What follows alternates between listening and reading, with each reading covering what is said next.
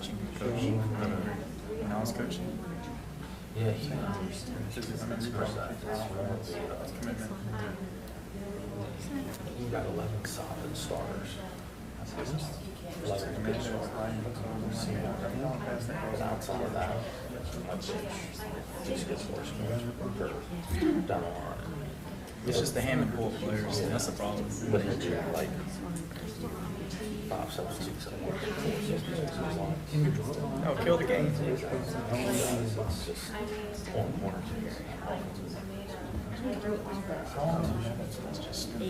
So,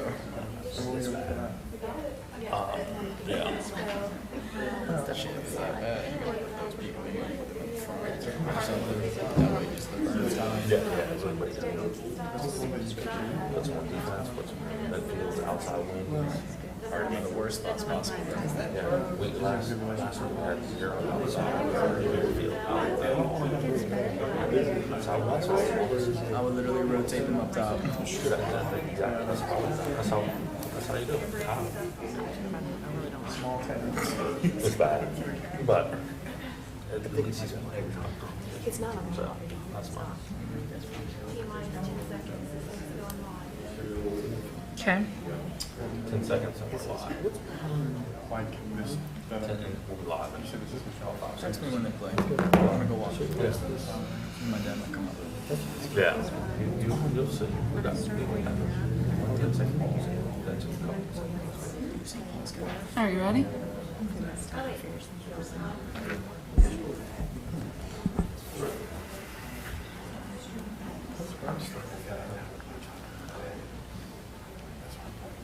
Got it?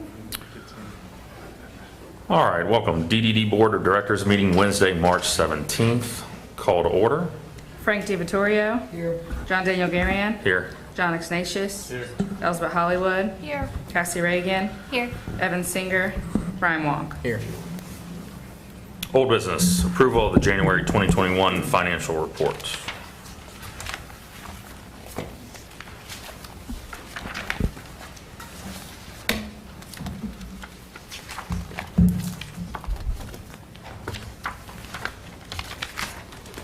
I move that we approve the January 2021 financial report.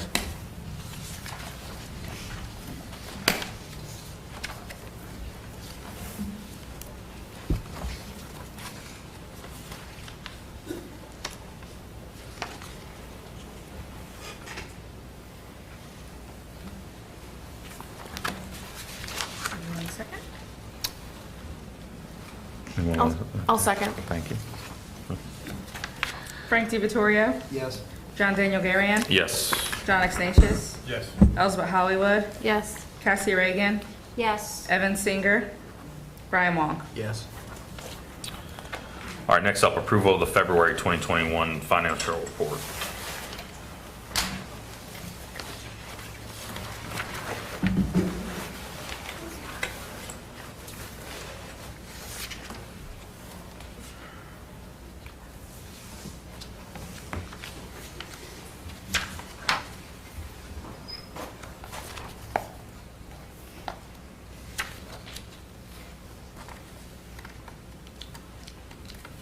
I'll make the motion to approve the February 2021 financials.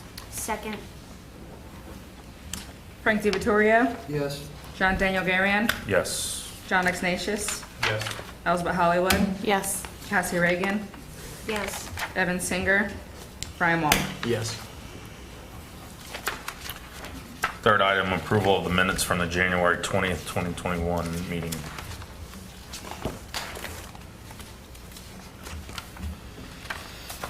I'll make the motion to approve the January 2021 minutes.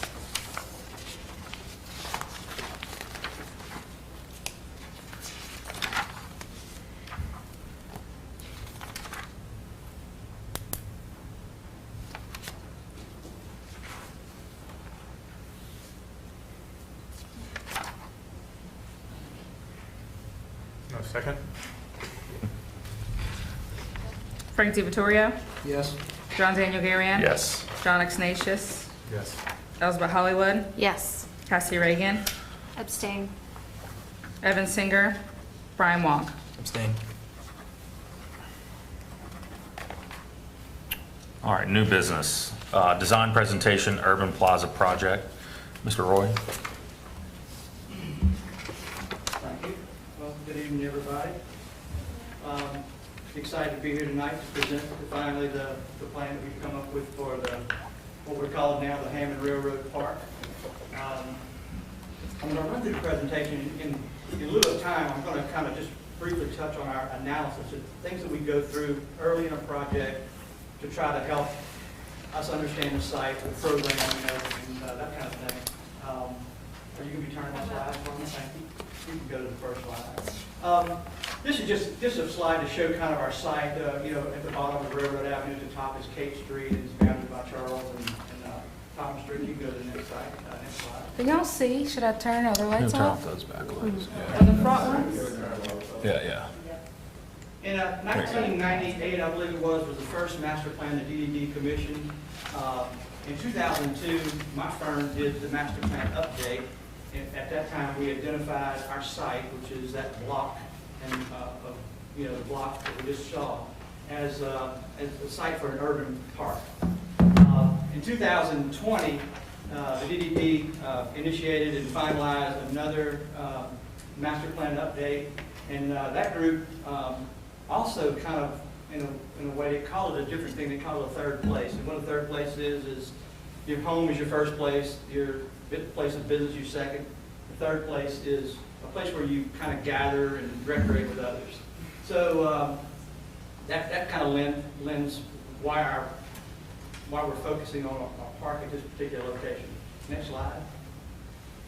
Kind of our objective was just to design a space where people can interact, where they can experience art, the arts and culture, as well as the history of Hammond and its people. And now that we have kind of a thematic name for the park, we're going to expand on that a little bit and be able to tell the story of the railroad and how Hammond was established and what part the railroad played in the history of Hammond. So that's a good thing we'll be able to exploit a little bit. Next. We do a site analysis, and what we're trying to do is determine what opportunities the site provides and what constraints. So opportunities are those positive things that we can exploit and build upon. And constraints are the negative things. I just want to run over them really quickly. Some of the opportunities we have is, Hammond's a thriving downtown historic district that has 800 residents, and not a lot of little small towns have that like we do, and we're very fortunate. And Hammond's kind of a model city for that kind of thing. The site is the center of the site that we have is the center of our downtown activity. We have ample parking within walking distance of the park. We have beautiful live oaks that are definitely opportunity. The main east-west axis, that's that yellow-looking line that runs north and south, up and down on the drawing, is at the mid-block crossing of this block, which we have in all the different crossings of the parking models. With the historic United States, the original historic entrance to the old post office, which is going to be kind of a focal point in this axis that we're going to develop along there. So, and then the opportunity exists to create a centralized pedestrian gathering and activity area to be enjoyed by all residents and visitors. Some of the constraints, some of the negative things we have to overcome. The alley access, the city is indicated that the alleyway behind the DDD office along the tracks has got to be maintained in some form because they have to access it to be able to clean out the storm drains. The railroad tracks are a safety and kind of a noise issue, as you all know. They also have a 50-foot right-of-way that runs down the railroad, so our property line is within that. So on the edge of that, so it's kind of a no-build area for us. The existing live oak trees will require specialized care and protection before, during, and after construction.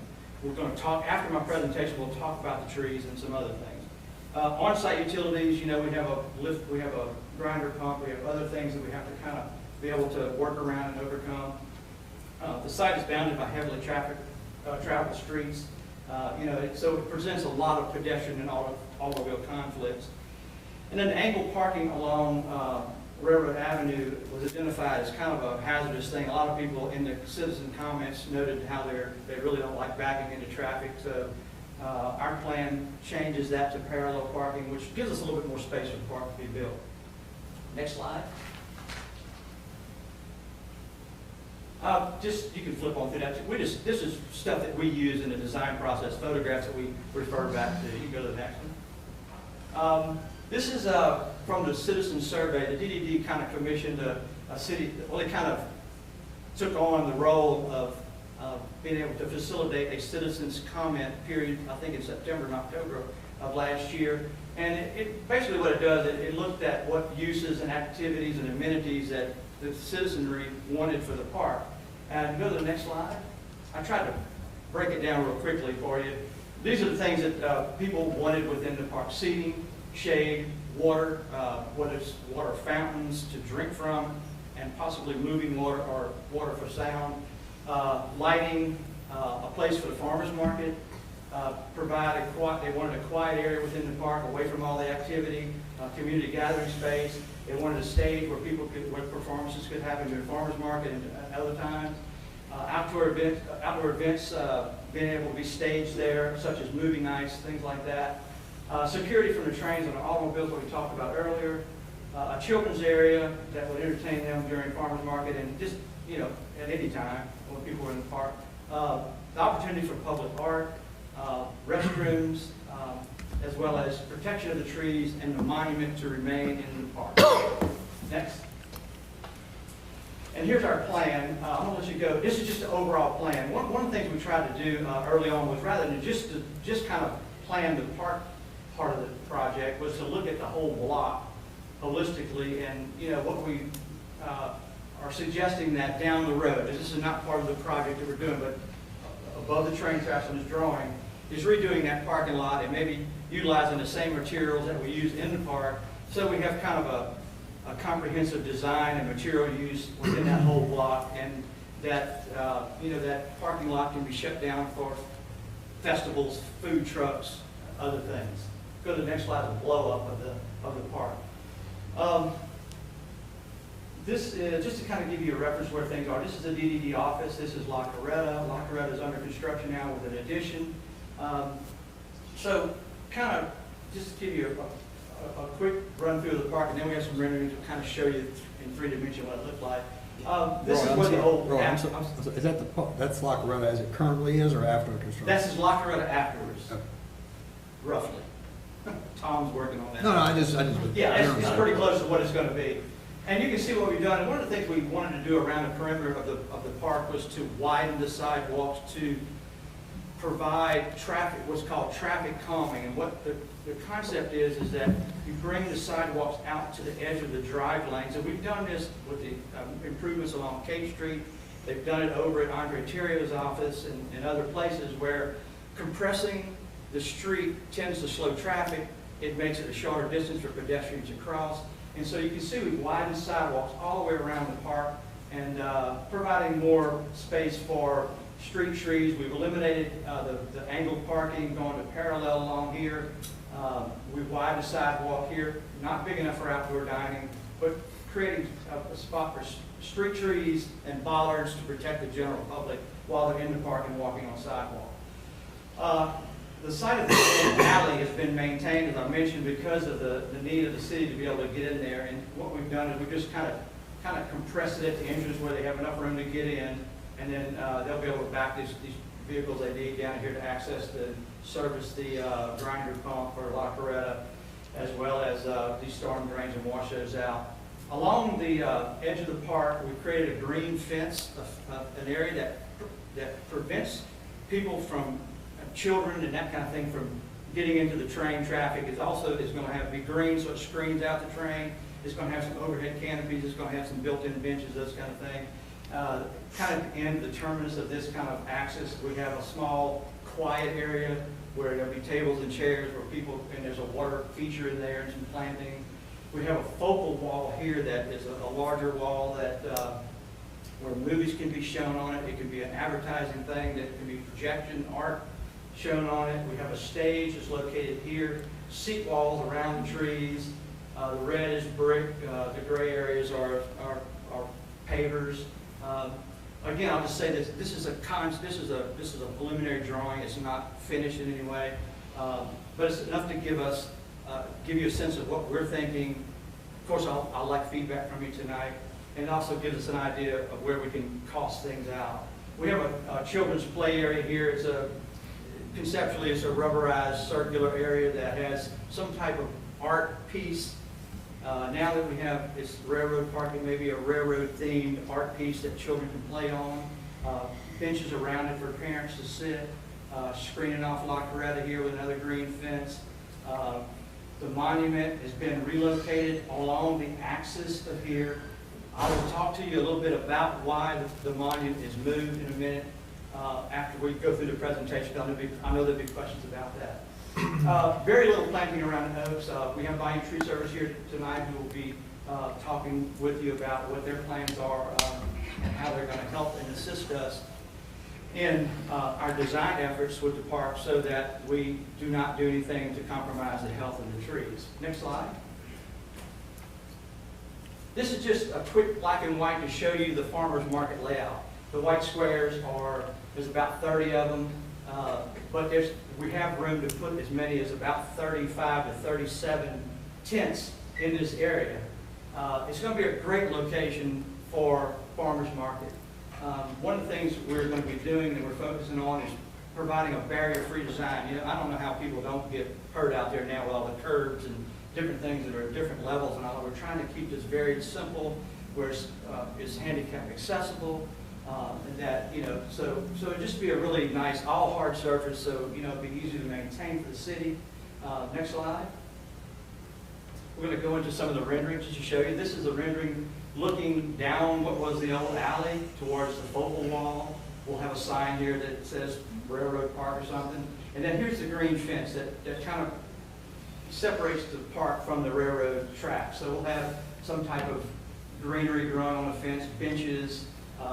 As I mentioned earlier, one of our ideas was to provide an interpretive exhibit within the park, because not many people, not all of us here even that have lived in Hammond all our lives know really the history of Hammond or the history of the railroad in Hammond and how the railroad played a part in Hammond's development. So these panels along these brick pilasters will be an opportunity for us to tell that story. And so, you know, people who are visitors from out of town will be able to, as long as our regular citizens will be able to go in and read a little something, learn a little something. Next slide. This is looking in the opposite direction from the little pocket park back south, the green wall. We have like this gateway that crosses at the mid-block crossing along that axis to the post office entrance. This is the stage area with the live oak trees. Next slide. This is an aerial looking back from the children's play area. Here's the focal wall, the stage here. You can see the green fence in the background. Here's the DDD office, and you can see the DDD office has been renovated. This is our rendering. Tom's going to probably present you a little bit better idea of what that's going to look like. But he's going to keep the storefront of this John Desmond building, and there'll be 3 doors along this side. The 2 outside doors are restrooms, and the center door here will be a storage area for, I think, farmers market tents and things like that. Next slide. This just shows the same view showing farmers market tents and a possible layout for it. Next. And a view looking from the DDD office north, seat wall. Here's the edge of the street condition with trees, street trees, bollards, benches. You see the focal wall down here, the monument, and then the children's play area there. Next slide. And then the view of the area, you know, is to pick a piece of art. You know, another opportunity for art for a fountain. You know, we want to provide art within the park, and we've got several opportunities for that. Over by the children's play area, I failed to mention there's a wall that we kind of designated as a mural wall that would be commissioned by some artist and they would paint something there. And next slide. Just a view back towards the post office. You see the stage area, and the monument and the focal wall. The focal wall still got to be worked out. Right now it's a laser cut metal screen that folds open, and that may be or may not be what it ends up being, you know, in the final design of it. Next. And then a view at the ground street level, you know, eye level of the play area. We use the word play, but it, you know, just like a piece of art, you know, trellis to shade it, shade the parents' area. You see La Coretta, the roof and La Coretta in the background. Next slide. This is a video walkthrough just to kind of give you This is walking from There's Thomas a Street. space bar. There we go. There'll be very little planting, mostly underneath the oak trees will be mulch, but we'll do some little isolated areas of landscaping with drip irrigation so we're not overwatering the trees. You can see the green fence and the interpretive panels, that kind of thing.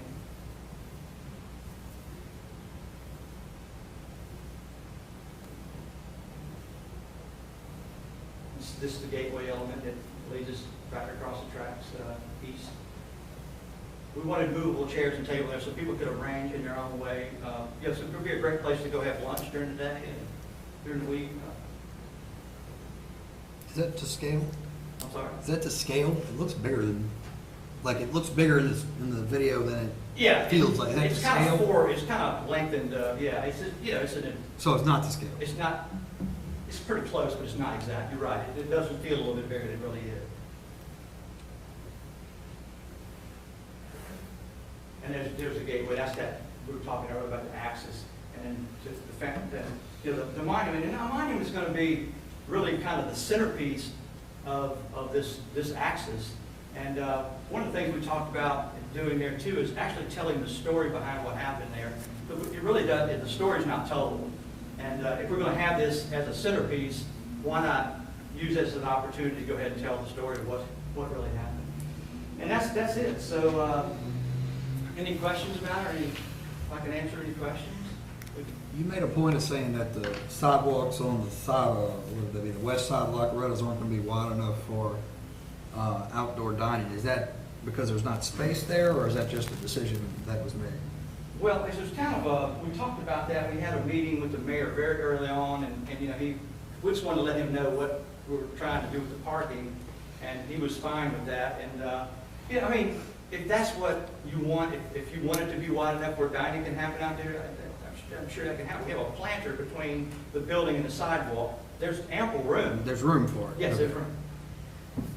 And, the bollards are really to protect the people. I mean, so people, if a car jumps a curb, there are going to be raised curbs in those areas, so, but still a car can jump them. Last night, there was a car on the sidewalk. Yeah. And So this is, from, this, You want me to go to the? I saw that. 3. You want me to go to the? The Bayou Booksellers. you can think three. back up if you like, yeah. If anybody has a specific question, we can go to that slide. Any other comments or questions?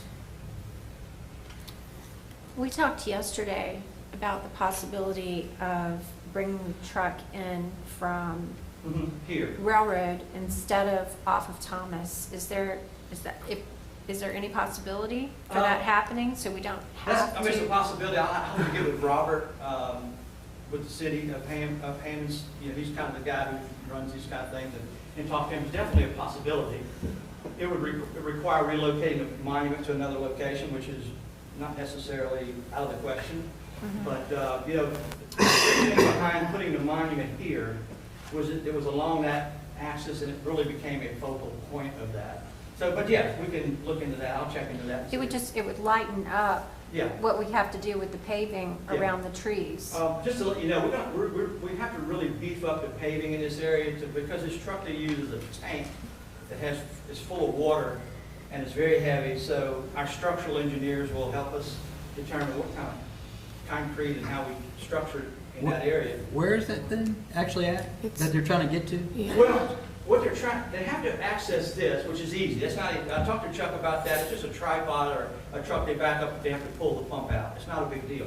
The big thing is the truck they have to back down here to wash these drains out. There are catch basins. We're adding some additional drainage in here, but there's some catch basins in there. The drains don't drain, Chuck said. So they have to periodically, about once a year, they have to go in there and flush them out with this truck. So Robert, we met and talked about it, and he said that they would need access into that area for the storm drain system. It's not for sewer or anything like that. When do they actually clean those out? Like, is it a weekend, or is it a weekday morning, or just I couldn't- depends on their schedule? And they can't get to it from the, He said it's not real often from that green strip up the right of way, whatever it is, they can't get to it from there? here. No, no. Along yeah, the road. along Jack the Street, road. these trees, these are the crepe myrtles that we're gonna keep those. And that's a ditch, basically. Yeah, that's kind of that's railroad property for one thing. Where's the right of way? The right of way is the back of this wall. Take the alley on the side of La Coretta, and Oh, y'all currently what it moved- does y'all is it moved in- extends. Okay, so If y'all you moved go out there, into. there's a curve Well, along we're that trying street. to, Yeah, yeah, okay. I would think there would be like a, Okay, yeah. I was The back of thinking, that curve is so we've taken the right of way into this. well, we take, Yes, because you can't Yes. build within, yes, right. Okay, Right. That's a 25 no feet of build. that, That's right. a clear zone, they want you out of that. It's the other thing we talked about is the play area. If it stays play area in that location, possibility of doing a lower, Fencing it in.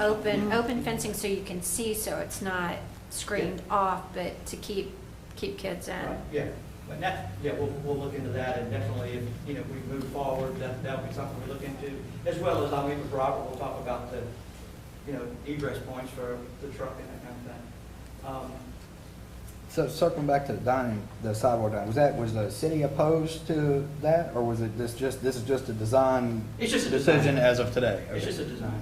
And, La Coretta has chairs tables out here now. Right. We're actually widening that more, so that'll give them a little bit more room on that side, but that's kind of a city thing, and it's just a design. That's not part of this that's project, not part though. of, yeah. That- Yeah, well, in a way it is. We'll talk about costs in just a second, but the way we've done the cost estimate, typically what y'all have done in the past is sidewalk improvements for a private property has been a third split. It'd be a third of the owner contribution, a third of the DDD, and a third of the city. So this sidewalk improvements around La Coretta, from right here around there, is about $75,000.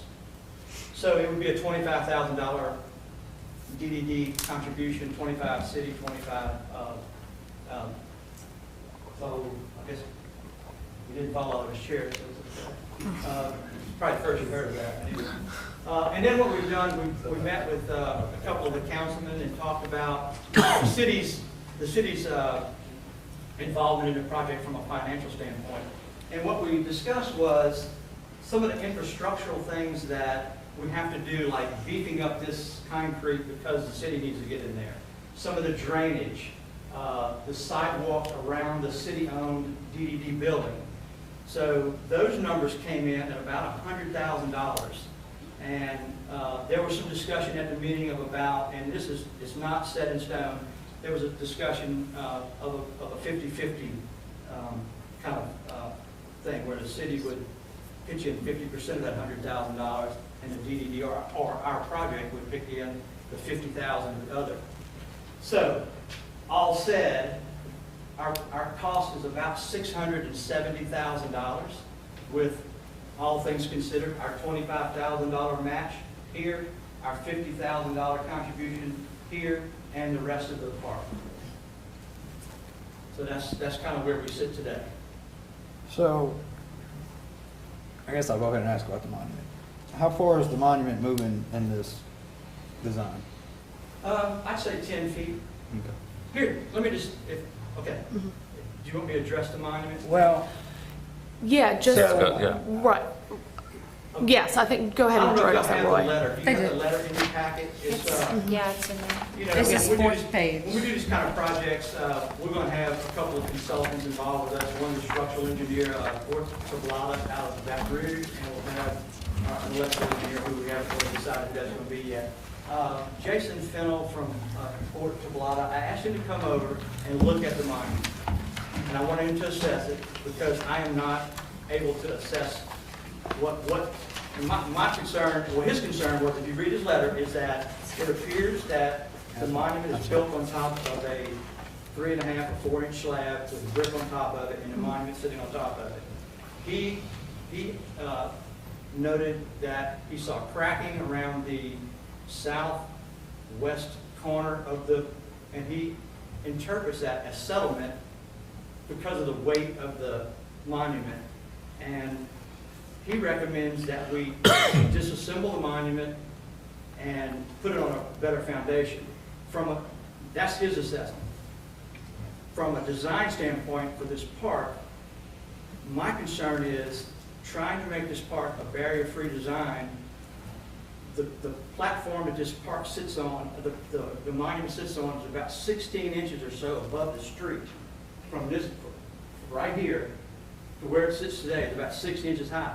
We're going to be lowering it a good bit because we want to try to get rid of that, and we're sloping toward the street. Plus, we don't want to build around that. We have, because of the structure of the thing, or the assumed structure of the thing, we don't know. We can't see underneath it. He's making these judgments based on visual observations of the exterior of the thing. But I can only go by a professional's opinion, and that's what we're going by at this point. Back when Tom might be able to add something, back when y'all were discussing building the pavilion, the monument had to be moved. He talked with a group out of New Orleans who moves all the big monuments in the cemetery there, and there was a letter at some point, we can't find a copy of it, from them stating that, this is not really a big deal for them to move. It's very small considering the other things that they moved. So, any questions about that? Well, I went back and listened to the audio, and whenever we had a whole discussion about this. There was input taken. In fact, you mentioned it, although you kind of paraphrased it a little differently than what it actually was at the time, in that it wasn't that the monument stay in the park, it was that the monument not be moved. It was the feedback that actually we had gotten. And when you were asked to do this layout, one of the things was said was, don't move the monument. And your response was, well, can I come up with an alternative design that includes moving the monument? And there was some discussion about that, but I think ultimately we came to, fine, come up with an alternate. All you have here is a design with it being moved. So that's not what we as a collective had told you to do. But having said that, you mentioned you got this letter here. And I don't know if you know what I do or what type of stuff I do, but I'm a lawyer, and I do litigation over construction stuff. And I've got a case over concrete where I've got one expert that has looked at it, says the slab is terrible, it's sinking into oblivion, got to tear the house down and start over. Got another expert, looked at it, says it's fine, there's nothing wrong with it, you could build a train on it. Neither one of them have done any kind of ultrasonic testing, any kind of sonar, any kind of ground radar, nothing, no tests, no anything, which is what this guy did. I mean, yes, he's qualified, yes, he may be qualified, yes, he's an expert, but we could call 5 experts out there and they'll all 5 look at it and have a different opinion. Sure. I've had discussions with various people about this. I'm not a historian. I'm not particularly, it sounds like, I'm sure everybody listening right now, like I have some strong opinion about this monument. I do not. But the DDD has a history of trying to build stuff. We want to build the pavilion here, and we run into a problem with the land rights. We want to build something, the pavilion here, we run into a problem with something else. We run into some other problem here. The path of least resistance to getting this project done is to not move the monument. You're moving it 10 feet. There is nobody here, and I mean, let me phrase that. I don't think the value in moving that monument 10 feet is not, in my opinion, is not worth the controversy. It's just not. We can leave it right. In fact, if you leave it where it is, it's not in the middle of the path. You've actually kind of created an obstruction in the path. And I know your artistic argument to that is, well, that makes it a focal point. Fine. It is what it is. But we have a path here, I think that's no pun intended, of least resistance. And I mean, everything else is great. That's fine. That all sounds, I mean, I've seen the little thing. It looks beautiful. I doubt anybody here is going to say it doesn't look beautiful. But we have, we had told you from the beginning we wanted a path of least resistance. The little thing, monument, parapet, whatever you want, pedestal, let it sitting on. I mean, you could take, I agree. I think Brian and I at one of these meetings had a discussion like in the open about that, about the different levels and things, about and how dangerous and whatever you want to call it is. we can, you know, the thing is there. Whatever its base is its base. I mean, if it needs to be cut back, you know, they got concrete saws, they got things, you know, I mean, I just, this letter is nothing more. I mean, he doesn't know. Like, if we got him up here and questioned him about it, at the end of the day, his opinion, what he's gonna say is, well, yeah, I would need more testing and whatever to be able to say, this is just my opinion with, you know, 100 years of experience and just kind of looking. And that's, I'm not saying it means nothing, but it's subjective. It's very subjective. We don't know. We will not know based on this letter. Well, so what happens if a year from now it deteriorates even more and then you have bigger issues? Or trains rumble through there so many times, I mean, I look at it as a foundation thing on a home. I mean, the same way, if there's ever a chance of a major foundation issue, why not fix it instead of waiting in hopes that it doesn't? Well, I mean, there's two parts to that. One part of that is, why does it have to be moved? The second part of it is that, again, like you said, we don't know.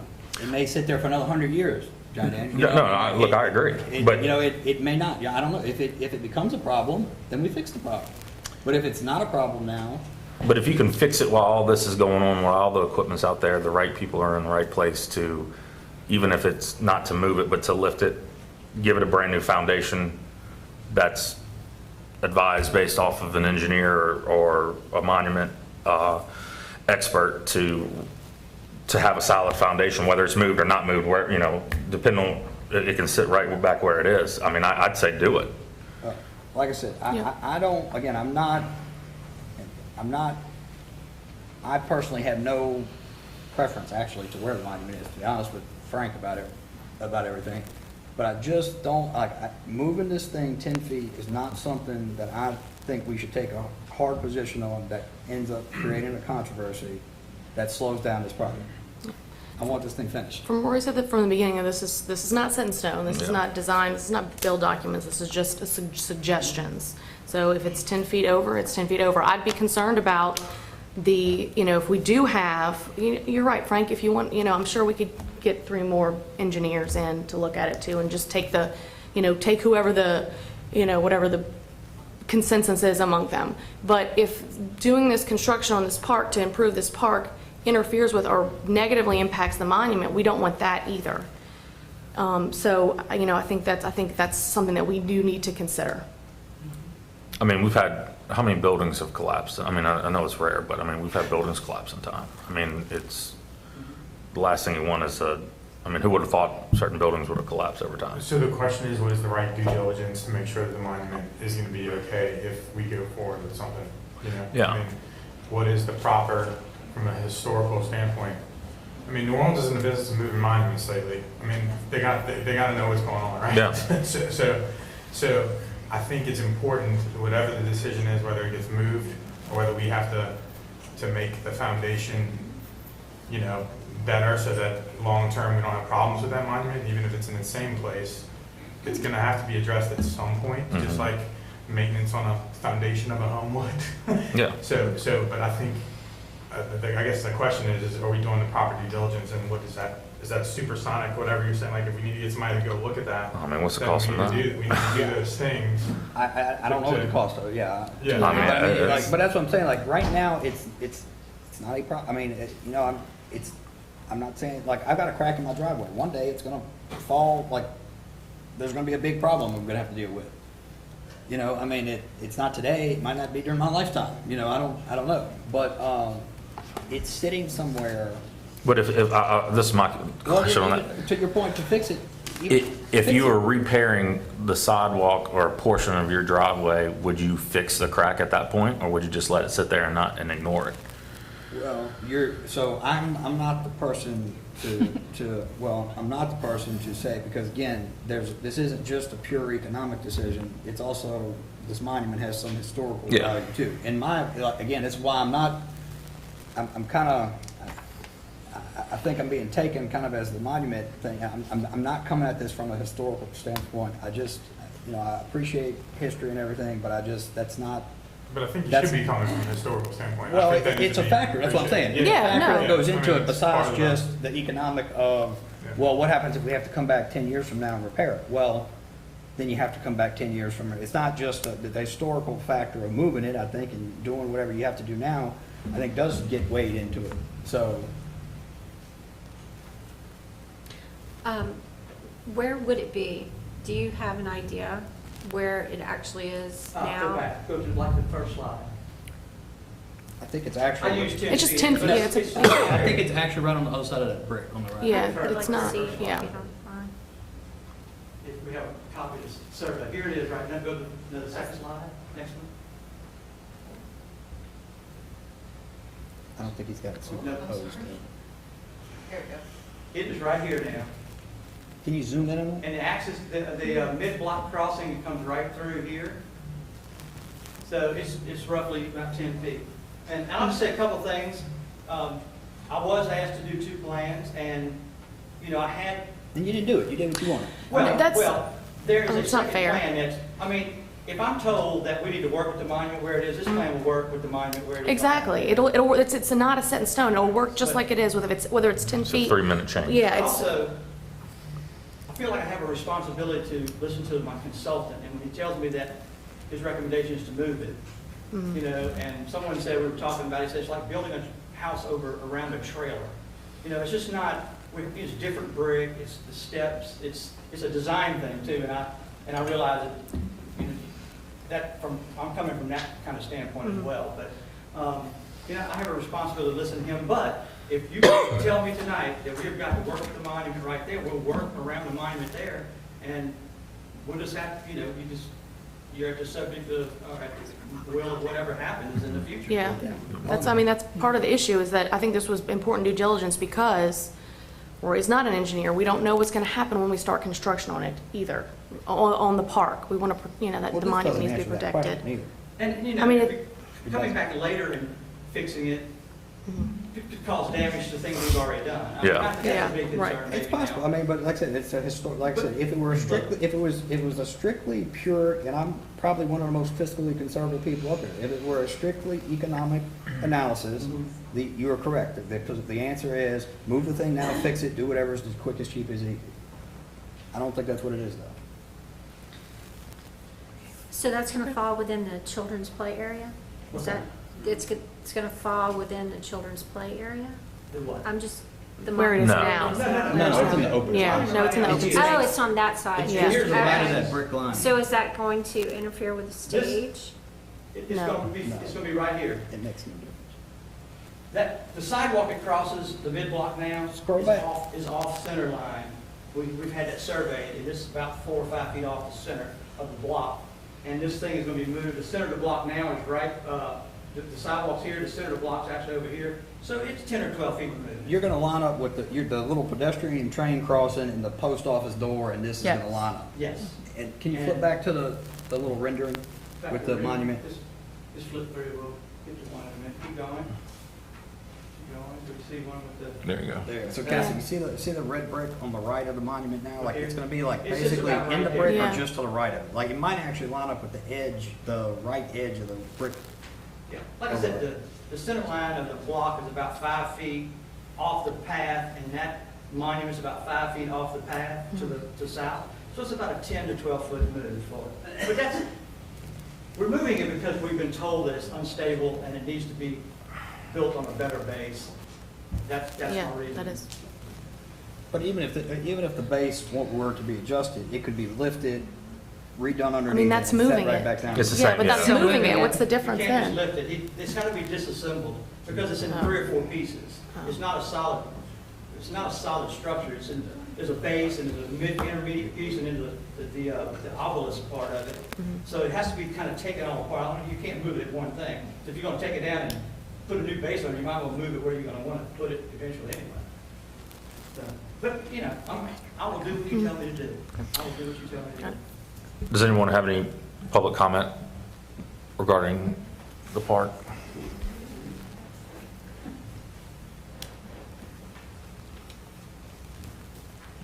This is already coming crazy already. Yeah. Good evening, ladies and gentlemen. For the record, I know most of you know me, but my name is Melanie Ricketts, and I am a local historian. And I appreciate the focus on the history of the railroad. The history, Actually, I'm gonna take this off real. the history of the area was that there was a train accident in 1908, and a gentleman named Francis Stewart was killed. He was dragged by the train, and the park was set up in 1908 to honor Francis Stewart, and the monument was put in its place. In the 60s, when the DDD office was built, the monument was moved, and when they moved it, they damaged the monument. So we don't know if it's in 3 or 4 pieces. We don't know what's going on the inside. We don't know what kind of adhesive they used. So it's not a typical monument. It's been compromised. So moving it is very problematic for me. Well, is this the original spot and it was moved and then moved back, or is this, where did it start? Originally, in 1909, it was on the corner of Thomas and Railroad. And it was moved when they built the Chamber of Commerce, which is now used for the DDD. So the corner was its original home? Originally, it was on the corner. It should never have been moved. Monuments aren't something that you move around. And that's why it was damaged. It was moved improperly. It was moved with like a backhoe or something, and it toppled and it was broken. It had to be replaned and reset. So the company that they were talking about moving it before when the pavilion was there, said that it wasn't a problem because their contract says if there is a problem, it's not their problem. Right. So for me, moving something that's been there, because at this point, even though it's moved and that's not the original location, it is historic. The marker for something being historic is 50 years, and it's been there for over 50 years.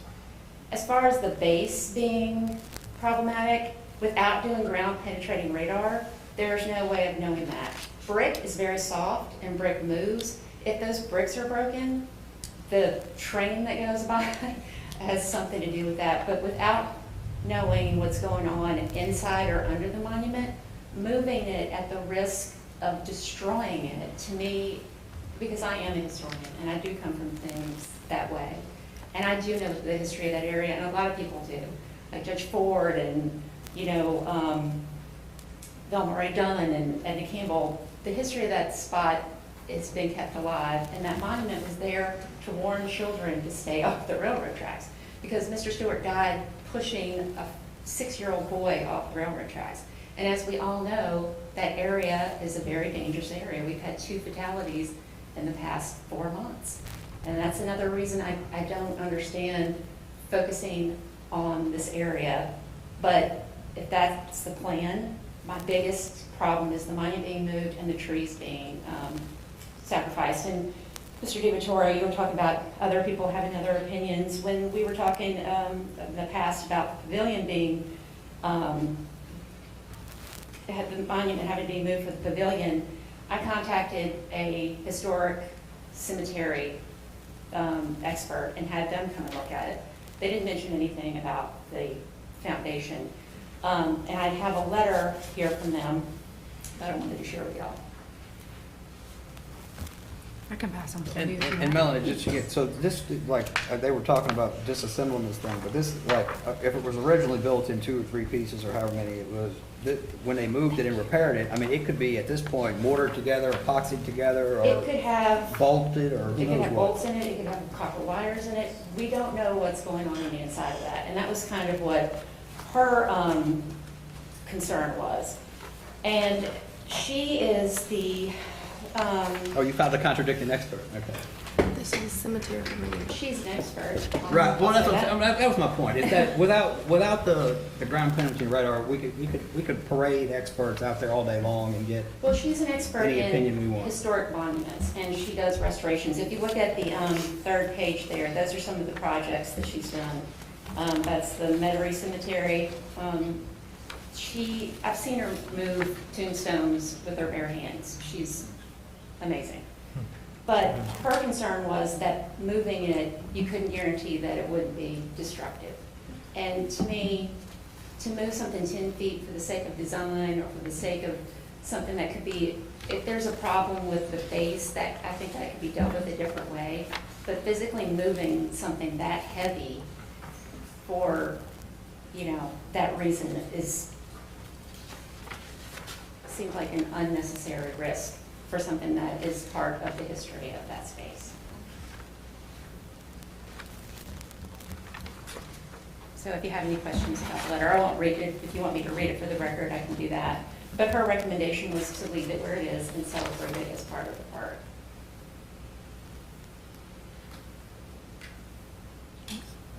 Thank you, It's Melanie. great. Yeah, thank you so much. We appreciate your input.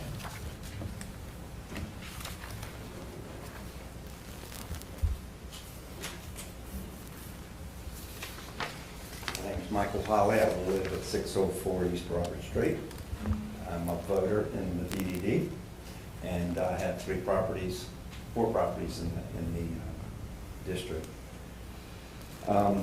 There's some issues regarding this monument that could cause other issues if you're not thinking through the whole thing.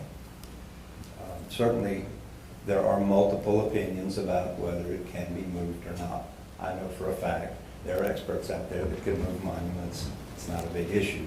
The big issue for me is the fact that the elevation of that monument is higher than what is being proposed here. So what's going to happen when you take all the dirt around it away? You're going to expose the foundation, and you potentially would compromise the foundation itself. I think there's a lot that has to be resolved in terms of how the foundation works, but if you take it away, you don't have to deal with it. You can just build a new one. I personally think that the whole plan is pretty nice. If you raise the whole site to deal with the foundation and leave it alone as it is, then you're potentially compromising the live oak trees. So, and not to mention what it's going to cost to do that.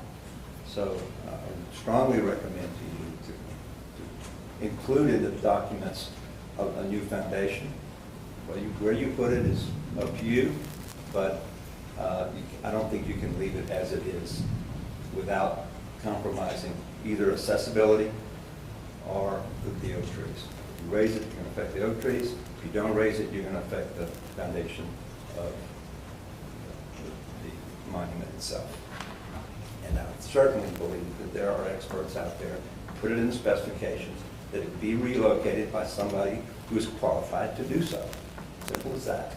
It's not like they don't exist, they do. Thank you. Thank you. Michael. Anyone else?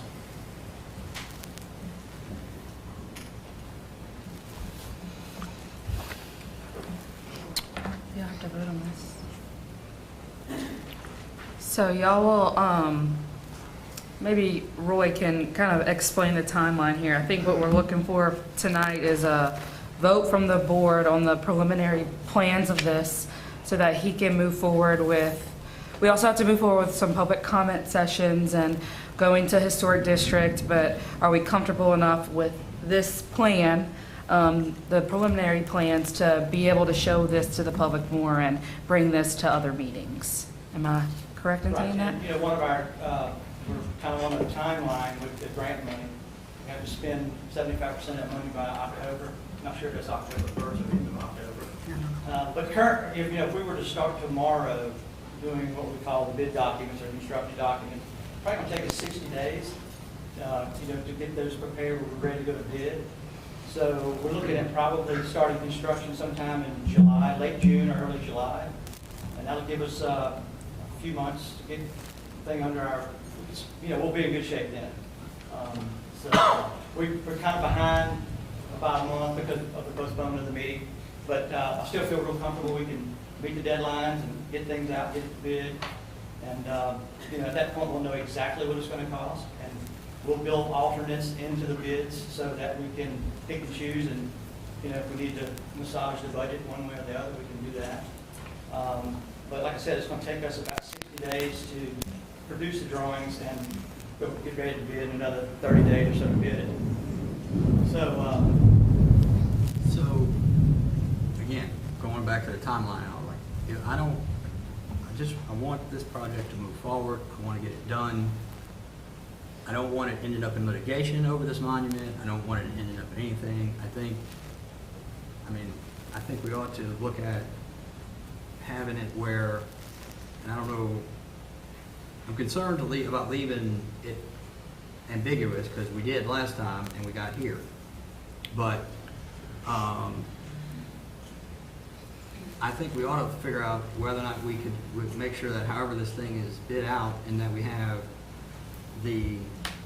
what I'm gonna call the main park as the main core of the project, with the alternatives that are, I'm gonna call it the Locaretta sidewalk area and the DDD sidewalk area as alternatives where, because right now, this thing is over budget, what we thought. I mean, I guess we We never didn't really know set a what- we budget, never but I knew mean, set a it's budget. over with the money, with the pot of money that we were thinking was getting spent.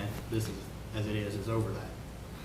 I want to clarify, we never set a budget for him. We Right. have the bond money Right. that we know that we had, the Right. 300,000, but he was never given a budget from the DDD. We asked him to do this and we No. would review the budget. Right, after. that's what I'm saying. Right. It was not been set, but what I'm saying is I thought the board's thought was we were spending the bond money. And this is more than that, so I don't know how far beyond that we're gonna ultimately go. So the point is that if we, and I also don't know, I'm not, maybe over here on the sidewalks on the Locaretta side, maybe Locaretta would like to just take care of it. I'm not volunteering, I don't wanna discuss that, I'm not putting anybody on the spot, but maybe there's a different scenario with funding for the city sidewalk in front of the DD. So that's why I think these are three clearly distinguishable parts of this project. And so if that can do, if that's how we were gonna bid it, if we want it bid out in terms of it having a core project with two alternatives, or whatever you wanna call it, does that need to be built into what we vote on tonight, or can that happen, can that actually get done that way? I could build that into the bid, yeah, we Okay. can build it into the bid. Yeah. So, And look, I'm not just gonna go and 60 days later you're gonna see me. I'd like to probably come every month to the meeting and give you an update of where we are, what we're doing, what alternates, we'll be working with the design committee maybe as our sounding board, if that's okay with you, and as well as you guys. And to develop what those alternates are gonna be and how we're gonna bid it, because, it's not just a project. It's gonna be complicated for Locaretta to try to operate business and do all these improvements around the site. So, we'll keep you updated and up to speed on what's going on. well, like I said, I want to see this project go forward. I want to see it go forward as streamlined without as resistance as possible. So I mean, if we're to the point where someone is going to make a motion, I'd like to make a motion to approve this with the condition that the monument stay where it is, and all the renderings and anything else showing it anywhere else are removed, and that it just go forward with the monument where it is. That's my motion.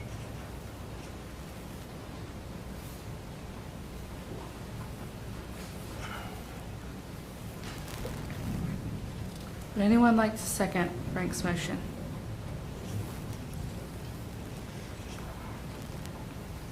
Once.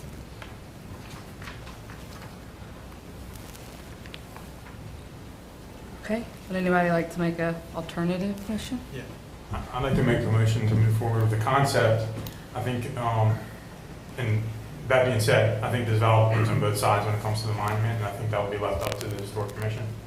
And I understand both, it's actually a very tough decision, and I don't think we need to make that right here. I think right now, we see an overall concept what this will look like that can be tweaked along the way, and we need to prove that so we can move forward. And I'm excited about, regardless of whether this would go forward or not, people are in that space all the time, and the community's been using that space. And I think this is going to create also safety to where hopefully we don't need to build any more monuments for people getting hurt. So I'm excited about it. So I'm gonna say let's move forward to concept. So a motion to approve the concept of the Railroad Park project. Anyone like to second? Second. Frank DeVittoria. Yes. John Daniel Garan. Yes. John Ignatius. Yes. Elizabeth Hollywood. Yes. Cassie Reagan. Yes. Evan Singer. Yes. Brian Wong. Yes. All right. All right, next up is a contract with Bayou Tree Service from Oak Tree Safety. Maybe I'll just introduce them, what their roles are going to be. when I started the project, we've used Bayou Tree Service. They're known all through our area. We've worked with them for many, many years. And I called David and John to look at our project from the very beginning and to assess this plan before we brought it to you. And what the design committee had decided is they requested Bayou Tree Service to provide a proposal where Bayou Tree Service would work for the DDD in a capacity of overseeing the protection of the trees. So their role, and they'll explain a little bit more, their role will be kind of looking over our shoulder as we get into this next phase you just approved, looking at the details and how we work around the trees. And yes, you can do this. No, you can't do this. This is going to compromise the trees. Also, as part of their proposal, I believe, is to be on site prior to the construction to prepare the trees for this construction project, be on site during excavation and certain phases of the work so that contractors are not doing anything, storing material, digging with backhoes around root systems, that kind of thing. So, and they'll be also there at the end of the project to provide whatever care the trees need at the end. And then, so they would be working for you and representing the DDD, the city, and the citizens in protecting the trees. So with that, I'll introduce David and John Minton of Bayou Tree Service. I'm sorry, Roy, were any of, you said the request for proposals were made, was a request for proposals? Yeah, made they by just us? requested, the design committee requested that Bayou Tree Service provide them a proposal for this work. I think you should have a copy of it in your packet. How are you doing? I'm David, this is my dad, John. Just kind of pick up where Roy left off. Do y'all have a copy of the proposal? Yes. Did y'all review it or you have to? Okay. Yeah. You don't, it's up to you, that you don't have to go through it line by line if you don't Okay. want. You can kind of, because we have it, you reviewed it with the design committee, and we'll put this on the website for everyone too. But if you want to, however you want to do it is fine for us. Okay. Yeah, basically we're going to work hand in hand with the DEV and then the architect. My goal and what we're putting our name on is to preserve the trees in their existing state and hopefully increase their vigor once this project's over with. As we've already discussed, that this is a preliminary plan. It's malleable, I'm sure. We can work with it, we can change some things. But yeah, our role is to just hopefully ensure the health and vigor, the current state of the trees. And to continue that through the beginning, during, and the end of the project. Can you tell us, I know Roy talked to you about the letter from Malcolm Guidry. Can you kind of address that for the board? Yeah, do we have a copy of the letter? Yes, we do. Okay. I think I might have one. It's the second page, you guys, under Urban Park. Is that the letter that addressed the platform? Yes. The trees? Here you go. You need a copy? I got it right here. Yeah. Are there any specific questions in regards to the letter? It's more just if you had a chance to talk to Dr. Guidry or Yes, Mr. Guidry I and talked to him. address his concerns if he was on board with the plan that you have for the Yes. trees. Yeah. So I did talk to Malcolm. His concern was the disruption of the existing root system with the flat work. So in essence, I'm going to have to work hand in hand with the architect to ensure that we're not doing anything detrimental to the trees. And then also kind of follow in line with what Malcolm's recommended as well. Gotcha. So yeah, we see somewhat eye to eye on the work and the potential of damage to the trees with the project. So what we take into account is the age of the tree, the species characteristics. So live oak can live 200 to 300. Some people claim 5, but it might be a stretch. They take in the age and condition. So those particular trees are probably in the 100 maybe year range, and they're okay condition. I think they're good condition based on the environment, kind of a hostile environment, a lot of concrete, probably ground disturbance over the years. But anyway, we take all that into account and then look at the plan and say, what's your threshold? How much can you alter the site in particular root system, the ground ecology, that's where it all starts. So then we try to calculate what we can do to get the project done without killing the tree. It'd be ideal. Yeah, I want to kill the trees. Yeah, well, well, a lot of times you do it, you do everything perfect. A year later, the plumber comes in, uses up half the root system, does the repair. So a lot of it's going to be the prep work, looking at the plan, the design, execution, methodology, then follow-up. To address that too, the follow-up is going to come in the tree healthcare program. So that's going to be an annual program that if y'all decide to elect, we'll have an arborist technician here quarterly to inspect the trees.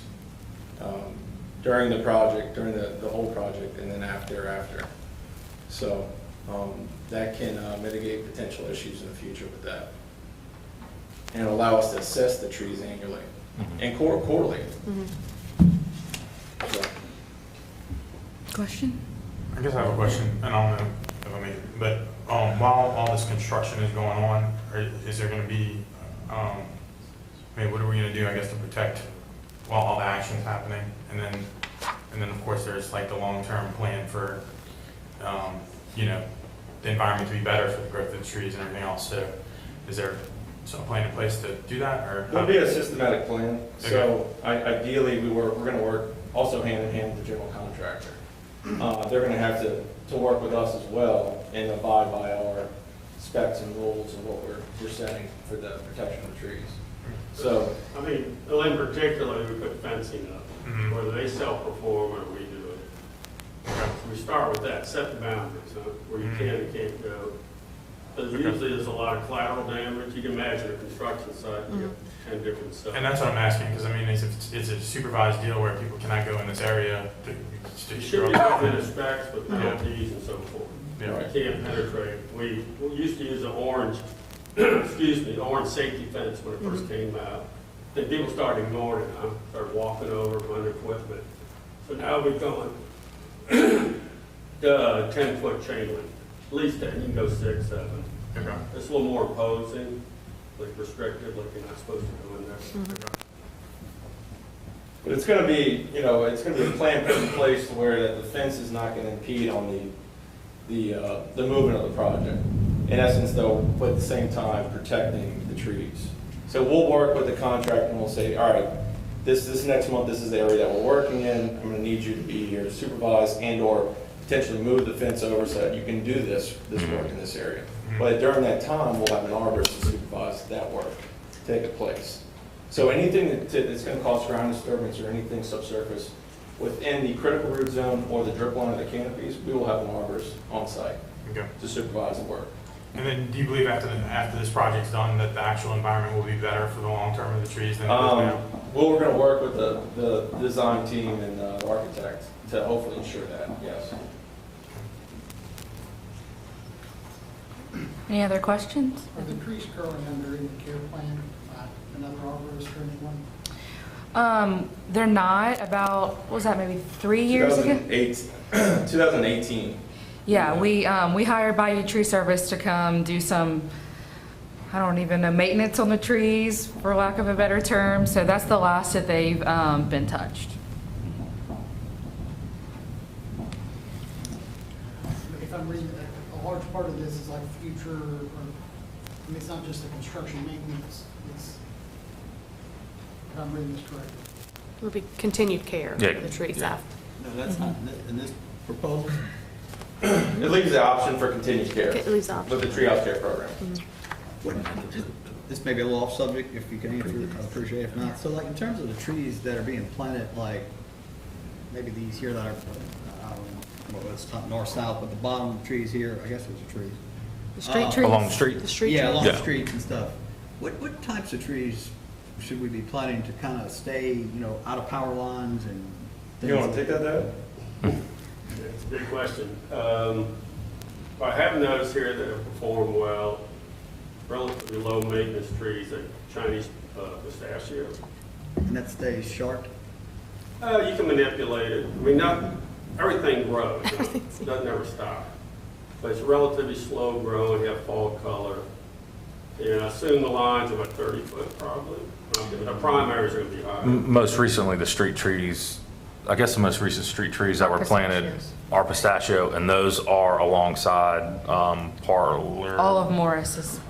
Yeah. But there's other variety, you can do crepe myrtles, of course, Chinese fringe.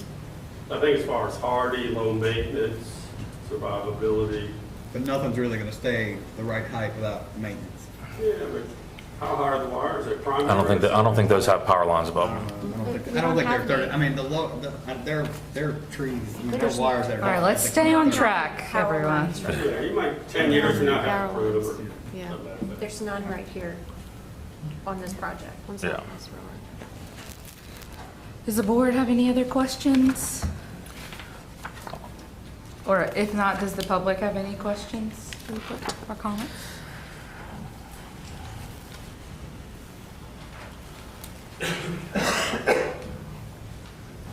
Thank you. Okay, so if y'all vote on this tonight, I have a question. And to go into a contract, when would the city, because technically these trees are city property, not DDD property. So when does any of this get cleared through the city? So all of this does have to go to city council. Okay. Yes, it'll all go through city council. Okay, so that was one question. My other question is, if right now it's in a hostile, the trees are in a hostile environment because there's so much concrete, this is a lot of concrete. And that was one of Dr. Guidry's main concerns, was that the trees were going to be paved over, basically. And right now there are railroad ties, and I know that those are problematic, but in this drawing, it looks like there's basically a concrete railroad tie on the other side. So it seems like we're kind of trading one for the other, but we're getting more pavement in the long run, and that was one of my concerns about the trees, and Dr. Guidry's as well. So is this ideal, that this amount of concrete, is that ideal for the health of these trees? Well, I mean, like we said, this is preliminary, so we're willing to work with, I'm not gonna put my name on something that will jeopardize the trees. So our reputation is very important to us to do a good job. And you have a great Thank reputation, you. I'm not questioning that. I No, just- no, I'm- that's it, it's a good question. Because those trees, they're planted in a row. They were planted, they're not forest trees. Charles and Rickey probably planted those. But there are two other trees that are in that line. And if you look at those trees and you look at these trees, the tree at the very end is surrounded by bricks and concrete. And the health of that tree and the health of these trees, there's marked difference. And that's what concerns me about this plan, is all this pavement. This doesn't look like a park to me. This looks like a walled fortress to me. And those trees being disturbed is another, like the monument, is the risk of, because you can always trim things and do things like that, but I'm a big proponent of, there are things that need to happen. The soil needs to be amended. It's compacted and gross and horrible. And I think that there are things that could definitely be improved. I'm just concerned that these are not the best plans. In 2018, when that work was done, that was some preliminary work that we did before the pavilion was supposed to start. Is that correct? And one of the things that was done was that there was a growth inhibitor applied to the trees. Have one huge result. Okay, and that can't be a stat, Can't be that's stat. the same chemical, so those trees were treated with a chemical at that time to inhibit the growth, so they would be protected during the construction period of a project that never happened. Can't be a stat costs $500 a gallon, I don't know how much you use, I just use different stuff. But is that something that we'd be reapplying to these trees for this project? More likely, yes. When, in 2018, was that cleared through the city? The trees being treated with a chemical that inhibited the growth? It was all ran through the city. I don't think any of that had to be approved by city council, but that wasn't something that DDD just said, we're gonna decide to do. Everything we do in partnership with the city. Yes. Because I would be curious to see the documentation of that being approved. Because that's something that was And, you know, Katie said it helps with drought resistance and things like that. I don't think it was detrimental, but it was unnecessary. And these are literally at the heart of town. They are really important to the surrounding environment. And in my opinion, this plan is problematic for the trees. So, thank you. I think, Roy, do you have I'd a like to comment just to address that? that real quick. If you look at the letter that Bayou did when they first assessed our plan, Ms. Ricketts just talked about the railroad ties. They run from about just a little bit north of here, straight across, and they're over here. We are actually opening up more root system of the existing trees. There's going to be less paved area under the trees than exists now. You evaluated the plan early on in the sketch, remember? And you That's in noted here that. too. So what we're doing is that alleyway runs right along here. So we're actually opening up this triangle from this point back. Is paved currently, we're opening that up. And that's an advantage for the trees, as well as on the west side, we are taking, and that dirt over there is compacted like concrete because of the people walking on it. It's no benefit to the trees, according to Bayou. So we're actually going to be able to improve the environment the trees are growing in. I know it looks like it may be, but I mean, reality is we're actually paving less around the trees. Not on this side, but on this side where the alley is, there's less paving around the trees. We're opening up more root system. But there's gonna be more concrete in the park. Yes. Okay. Oh, yeah. And those Oh, yeah. trees, I mean, those trees' roots are literally Sure, probably sure, the whole sure. park. I mean, right, like, if you could look under the park, like, so at the end of the day, you are covering. Yeah, and that's why we had them. But no, hold on, but Yeah. at the end of the day, more of the trees' roots are gonna be covered with concrete, correct? Yes. Okay. Yeah. So I mean, don't. Well, yeah, right. You know, I mean, if Yeah, you're but playing, he if is, you're playing it a game, is open you it. know, I Well, mean, Frank, I don't That's think not it's fair. fair He's to responding. discredit what he's saying. Yeah, that's not, yeah. At the end of the day, I'm not discrediting anything. At the end of the day, more of the trees' roots are going to be covered with concrete. That's a fact. I was just talking With the about root, the area that you talked about, that was the railroad ties. Directly underneath the tree, we're opening Yeah. up more room, but you're right about that. And that's the reason we had Bayou come in 2018, you guys hired them. Right. To prepare the site, and prepare the trees for that pavilion. And they did some root pruning and some other things there. So I just wanted to clarify that. Thank you. Just in terms of timing, like, you know, apparently there was prep work done for a project that, as we can see, never happened. How is this going to be timed in terms of that? Because again, we're going back to Good question. removing the monument. Who knows whether this project ever gets off the ground? You know, so how is it? I guess that's not really y'all's problem. I mean, who's coordinating this so that we don't get them started, and then this falls off like all of our other Well, projects? I mean, I am under the lead of the board, so I'll be happy for you to help me coordinate everyone. I think Roy is a big component of that. We have to get the city approvals. We will have an estimated date of construction, you know, once the bid documents come in and are approved by the board. So, you know, it's not like we're just gonna say one day we're starting construction tomorrow. So all of this will absolutely be communicated with them for the prep work and all of that. It's not just, you know, something that's popping up. My recommendation to keeping this project going as smoothly as possible was shot down. I was the only one, so I mean, you know, so it's not me. Sure, I'll be in charge of it. That's no problem. Any more questions? I have a question about the invoice.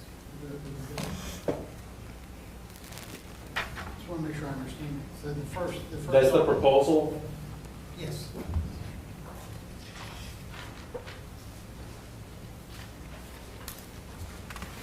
The first column I see is for $7,500 for, looks like pruning. Yes. So is that part of the construction effort, or is that a separate? It's some necessary work that currently needs to be done. It may be some pruning and aid for ease of construction. And it's an estimated days of completion is what I'm estimating. It may take 2 days to do that pruning. I think there's still some lights in the trees too that I'd like to pull out. Yeah. There may be outlets even attached to the trees. Yeah. If I'm not Yeah. mistaken. Yeah, so there's some odds and ends that need to be tied up. The next item is mulch for $3,600. that's not part of the construction oversight, or is So it? we, approached by you as a consultant, as our consultant, and not being part of the construction project. So they're working for us, they're working for the benefit of the trees, and it's not included in the construction contract. What he has here is not included in the construction contract, because it's for the health of the trees, so we're just trying to keep it separate. Okay. Okay, I thought this was about the oversight of the construction project.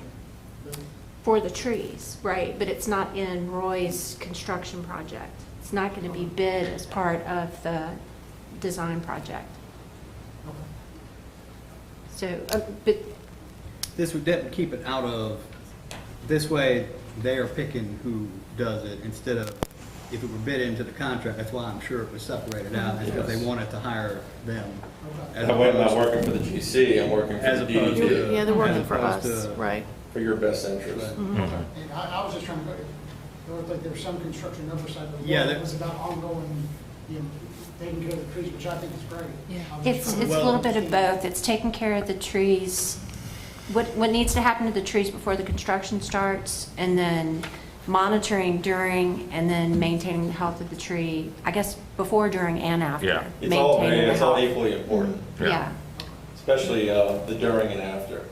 So one thing he told me from a timing standpoint, you know, as we get into the drawing, which will be pretty soon, I'll have to go to David. I mean, he's gonna be kind of our sounding board when we start detailing the park and how we do walls around it. You know, we can't just do footings, put these little seat walls around the trees. We're gonna have to do it on caissons where it can be moved and if we incur a root. So, there is, design strategies that he will help us develop. And, I mean, he's gonna be overseeing, if he tells me that's not a good thing, we'll find another way to do it. So, you know, they need to be involved, pretty soon, within the next 30 days. Yeah, yeah. Can you address the whole issue about what we were talking about, or I guess Melanie was talking about, with, in terms of the area of roots that have surface, I don't know if rights is the word, surface area, as opposed to what it's gonna end up with now? What do trees need? Is this fine? Is this within some tolerance? How does that? Ideally, I'd like to amend the existing soil on the, I guess, the western side of the trees, and work with, you know, Roy and the design team to, something that can work with the overall design. That's gonna help the trees. Like I made a joke kind of to Elspeth when we were talking, like ideally the tree, like about the ideal, what would be ideal was being discussed, and I was kind of like, well, ideal for the tree would be to be in the woods, but it's not, it's a city Right. tree. So is this gonna be enough, like, is that enough area for it to get water or whatever trees need that? There's an irrigation system that was said earlier. Yeah, I mean, yeah, you have drip irrigation, which would have to be closely monitored. No, I mean, I still want to sit down and work with the design, the overall design. But that's one of the things that's in this contract that you're looking at. Correct. I want to look out for the best interest of the trees Yeah. and have a good finished product, true finished product. This is the last thing I want to say, I know you're tired of hearing from me. But if he tells us that we don't want to plant around those trees, we don't want irrigation, and we'll mulch. Or on the western side of the trees, if David tells me, look, that needs to be permeable paving, where water and air can move through the paving, we won't put a concrete slab underneath there. It may be some other type of concept that we use. So we're going to be open and listen to him on how he tells us to do things. So, you know, we're going to listen to him, and I promise you that. Because the last thing I want is a tree suffering after we do this project. So if he says the seating wall needs to move south, Yes, absolutely, yeah. east, west, north, whatever, that's going to be taken into account. And when we see the biddable documents, Yeah, you'll see it before then, yeah, you'll Okay. see it. Permeable concrete, is there any reason, is that just a design issue one way, why, is that something we, like, it's not in this drawing, but I mean, was there a reason why it wasn't in this drawing, or is that just design? Well, one of the It's problems with paving. permeable paving is, you know, you create an area for water, I mean, correct me if I'm wrong, but it requires a lot of excavation. And, you know, because you have to have something for the pavers to sit on top of, you can't just sit on dirt. Mhm. So you have to put it on a limestone base. And to create that limestone base where water percolates through bricks down to limestone, it requires a lot more excavation. And then permeable pavers are only good for so long before they clog up. Yeah, they kind of silt in, clog up, but I'm just saying that, I'm just. So that's there's different options. That's what I'm saying, there's There's different reasons, you know, like, I talk about, I just want to, Yeah, So correct me if I'm wrong, this is a concept. concept. You haven't gone into detail about what the gray paving is and what the red is I have an brick, idea. I have but an idea. you haven't gone into specifying and selecting materials because We have that, to work you're out gonna, the details. right. Don't know So where the none of trees that's are, specific yet. Yeah, it's a concept, right? Okay. I guess my question is, at the end of the day, do you believe after this project is done, you can make the trees in a better situation than the already not so great situation they're in? If I have control over the project and have dictation over what can be done, yes. Okay. Does anyone want to move forward to, I have one question on the tree guys are here about something to do with so I'll be quick. I know You're this is long. One of the questions that I had is about the alleyway, with that being removed. Do we know if the alley is on top of the roots, or are the roots in the alley? Do we, On the existing asphalt? on the back existing there? asphalt where the alley roots are? I'm assuming there's roots down there because you can see the ridges I was raising with the asphalt. So excavating around all that. One of Dr. Guidry's concerns was that as good as the trees look now, they've been okay without that. But if you pave the other side, if you pave any of it, and you're taking away what they've been using for nutrients. But if you don't know, it's another case of if it's not broken, now fix it. Excavating that is gonna cause stress and damage to the tree. That's something. I think methodology is gonna play a role there, like how do you excavate? Okay. Come there to excavator with teeth on it, and tear up the roots, no. Right. You do it by, you specify, do it by hand in certain zones. It's conceivable it would improve at least that root system. I'm not saying entire tree, every root system died into a major scaffold. That was Malcolm's concern when I talked to him. He wouldn't even, he was like, well, nobody would move that, it's already there, it's been there 50 years, nobody's gonna move that. And I was like, Well, well, like Frank had mentioned, I mean, if you do nothing, that's great too, but, we have progress and people want to utilize that area and enjoy it. So our role would be to try to get you what you want and not kill the trees. All right, thank you, that's my question. I'll move to, I'll second. Frank DiVittorio, yes. John Daniel Garion, yes. John Ignatius, Yes. Elizabeth Hollywood, Yes. Cassie Reagan, Yes. Evan Singer, Yes. Brian Wong. Yes. All right, DDD building renovations, Tom Pistorius? Y'all want a couple more minutes to talk design? Yeah. Do you have a PowerPoint? PowerPoint? No, I'm sorry, I don't have any 3D movie. He's got, the designs are in here. Yeah. Do you, so you do have the floor plan? Yeah. Yeah. of the building? I think we have a sketch. Yeah, I think a couple months ago is when I came in with the hand sketch. Mhm. All right, so it's pretty much stayed the same.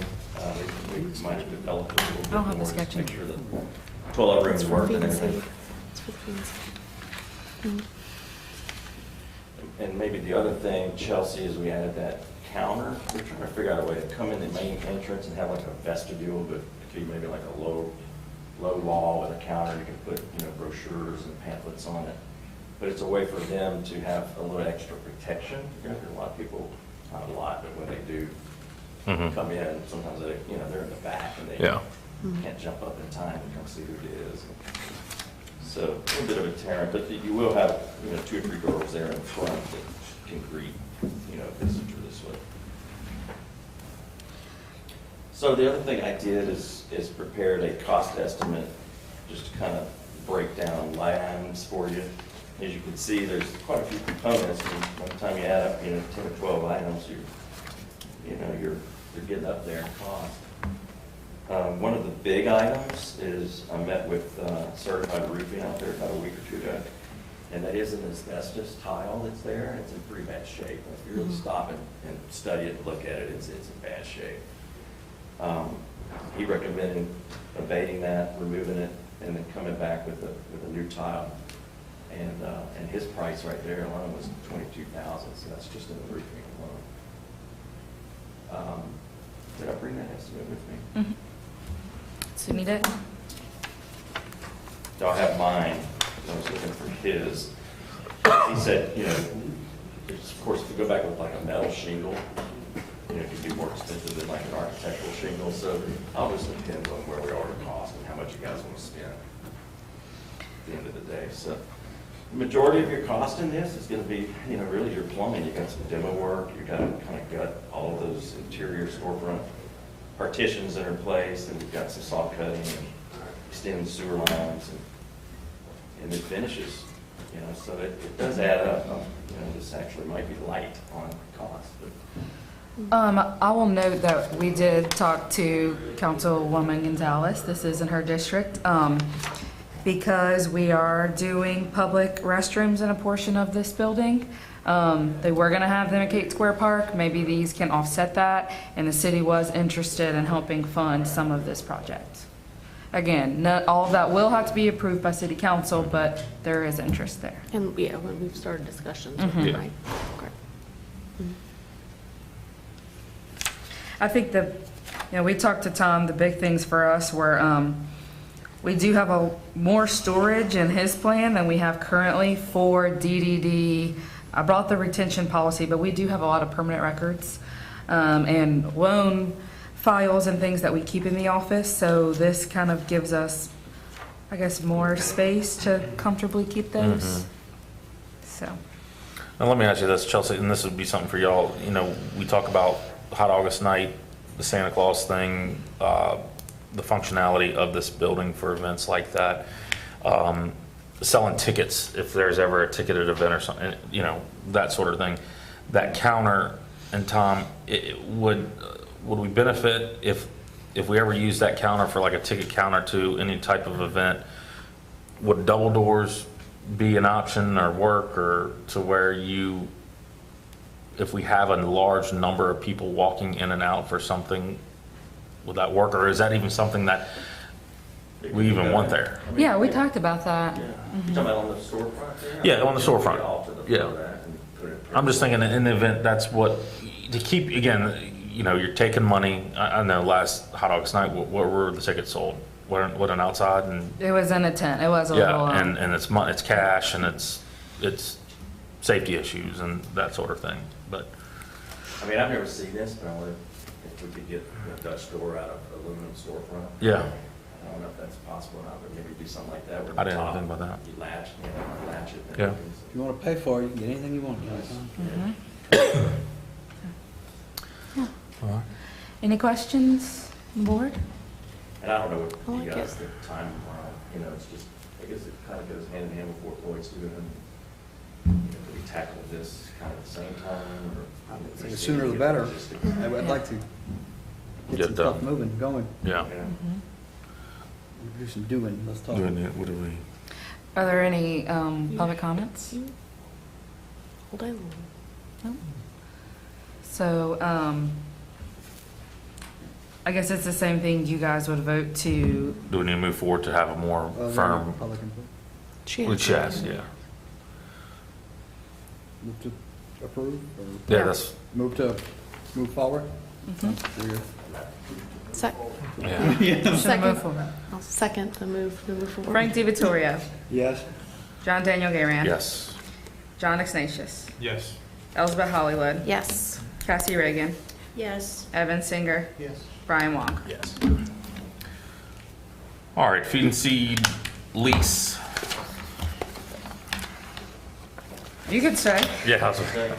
Yeah, so Tom and I asked Tom to just come meet me on site to do we met with the fire marshal there to look at the state of the building, and I asked him just to take a little bit of time and do some sketches just so we can really see what this will look like. Tom, go ahead.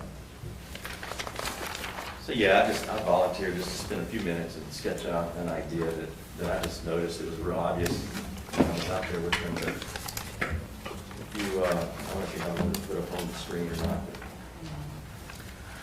But primarily, the building, the idea with this is to leave all the buildings and the main components in place and just kind of redefine their uses.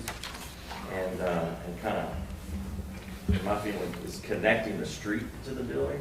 So right now, it's just the open gravel area, you know, you can recall when you're going to B&C, there was just nowhere to really park, and everybody just kind of go in there and did their own thing.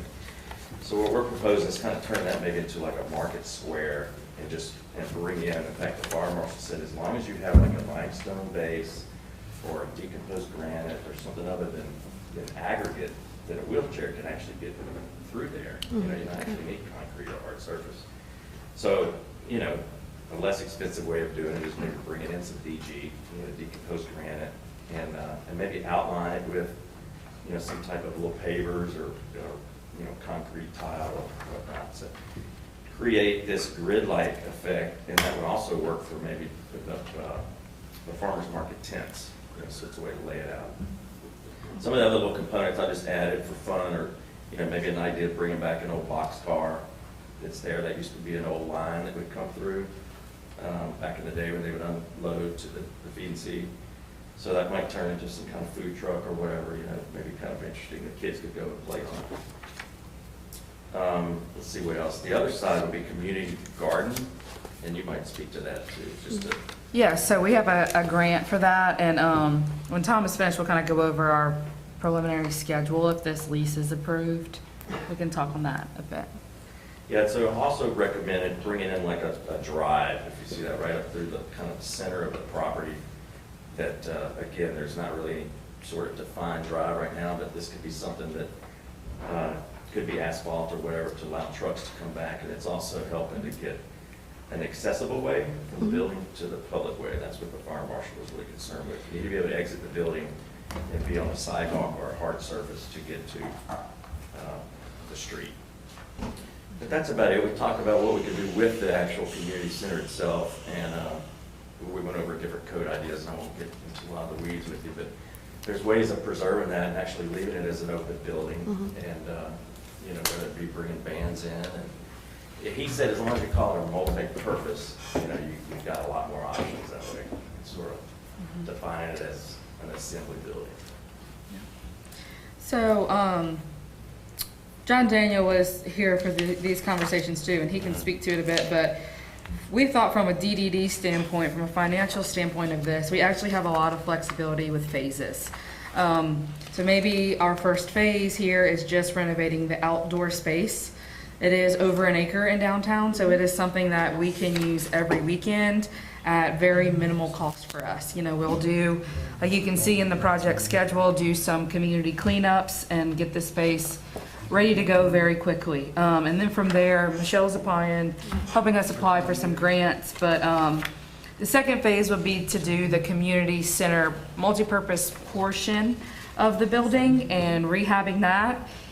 And then the next portion would be if we got a tenant in for the second side, they would cover some of those costs. So, like I said, lots of flexibility for how and when the DDD is comfortable moving forward.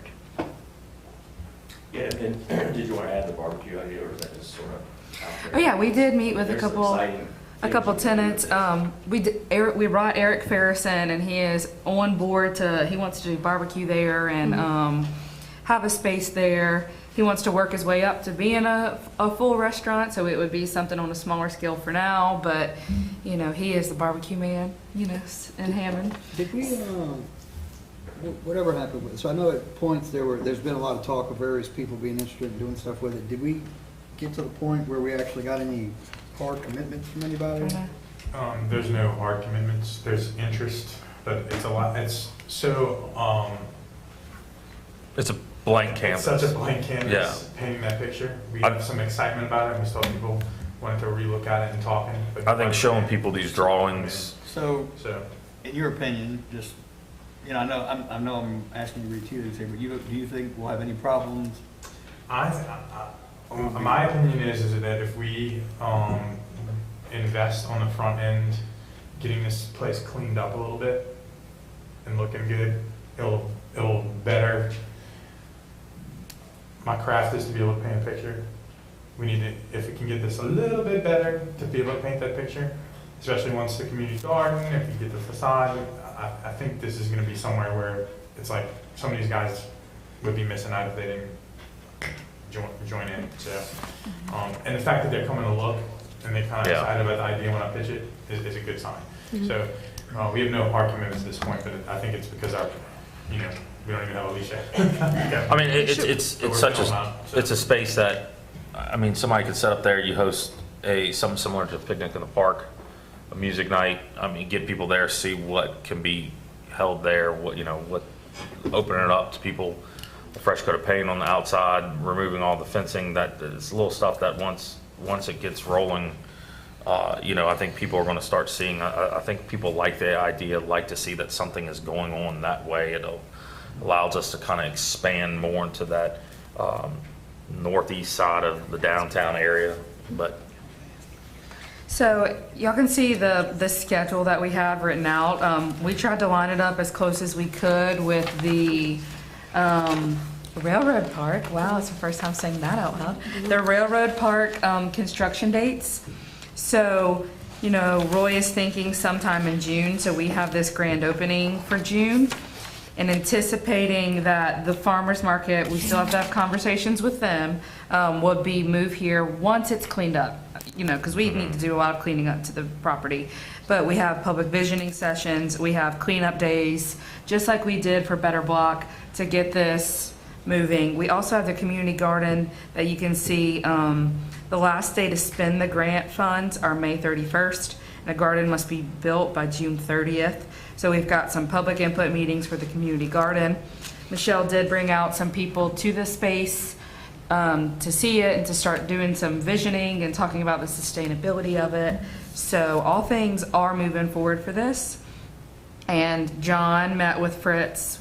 Let's see, it was Cassie. Cassie has talked to Fritz before. We had John Daniel, Elsbeth, and John Ignatius were on the committee, the three of them, to kind of negotiate this.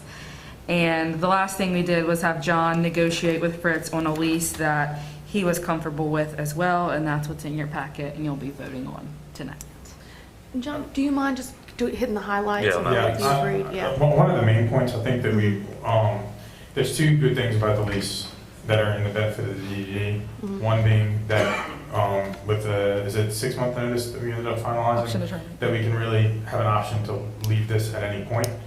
That's of course a little bit more difficult if you have long-term tenants, but for in the beginning phases, Right. I think the use of this for especially the first year for needing a place for the market, if that ends up working out, will be great. The other point was that we were able to negotiate 6 months on the front end free. So that gives us some running room to kind of get our stuff together and get things implemented to where we're not having to pay for that the first 6 months. So those are two pretty good parts of the lease. Great. That's great. Any questions from the public? Public board, anyone? Board, anybody? Has an inspection been done on the property, like buying the house, Not from an inspection company. Again, we met out there with the fire marshal just to see what details what we would be tackling to get it to where we can start putting people inside. And Tom is If we had to put a architect. sprinkler system in, Right. if we had Yeah. like crazy firewalls or something, massive, expensive kind of firewalls and stuff. Your biggest expense is probably going to be a proper ramp out front, and everything that's ADA accessibility, bathrooms eventually. There are a couple of areas there that the floors need to be reinforced, but structurally, I think it's sound. It's been there for years. It's really more. You had a note on this. I mean, so as someone looked at termites, maybe this. But again, once we have that 6 months and then the 90, is it 90 days? I mean, if something like that. Yeah, we have 6 months, so if we do get in there If we and have there's something major, then that's.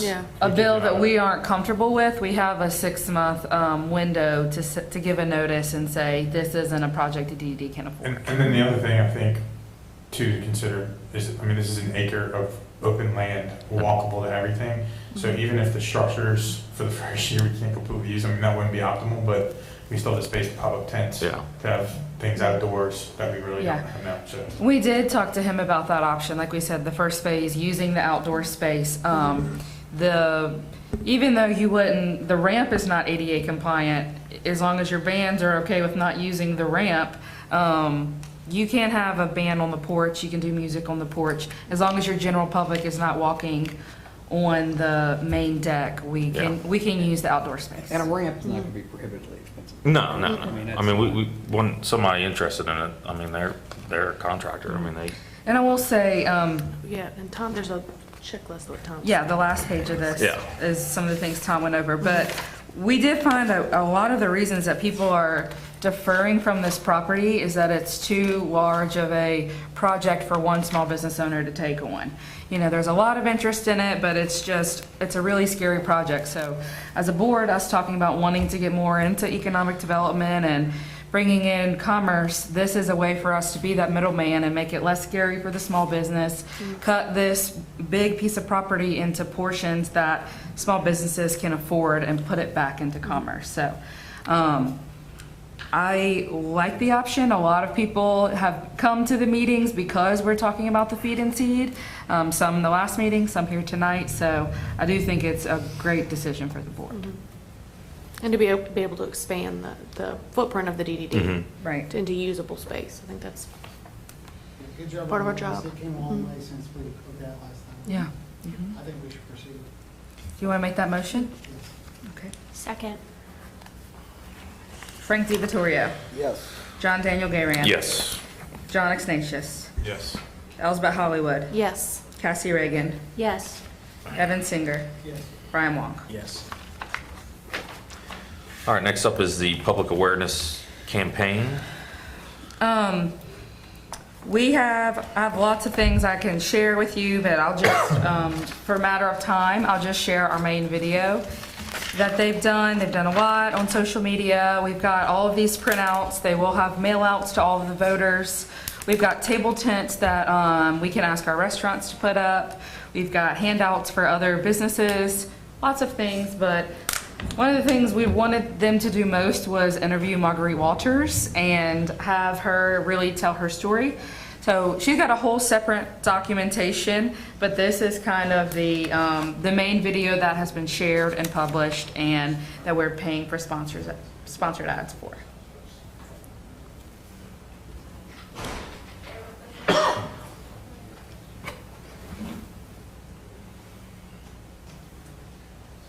Is it working?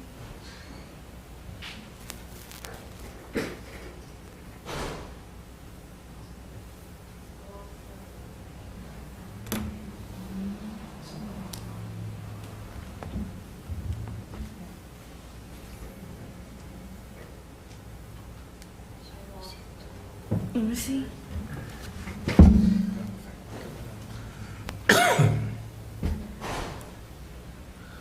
Oh, look, it's up there. Go up. Do the people from the spot still want to go there? The music guys? Yeah. They're funny. There you go. Press play.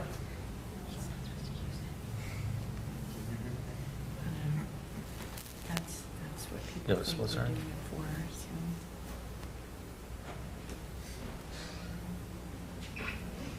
The place is crazy inside. I used to buy a lot of chickens from there. What? Easy, though. Oh, the fancy. We went in there every week. Just unplug Yeah. I've seen all the. the animals. Never get I used to buy a lot of chickens in there. Yeah.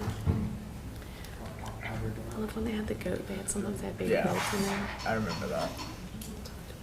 Quick, if he's working out.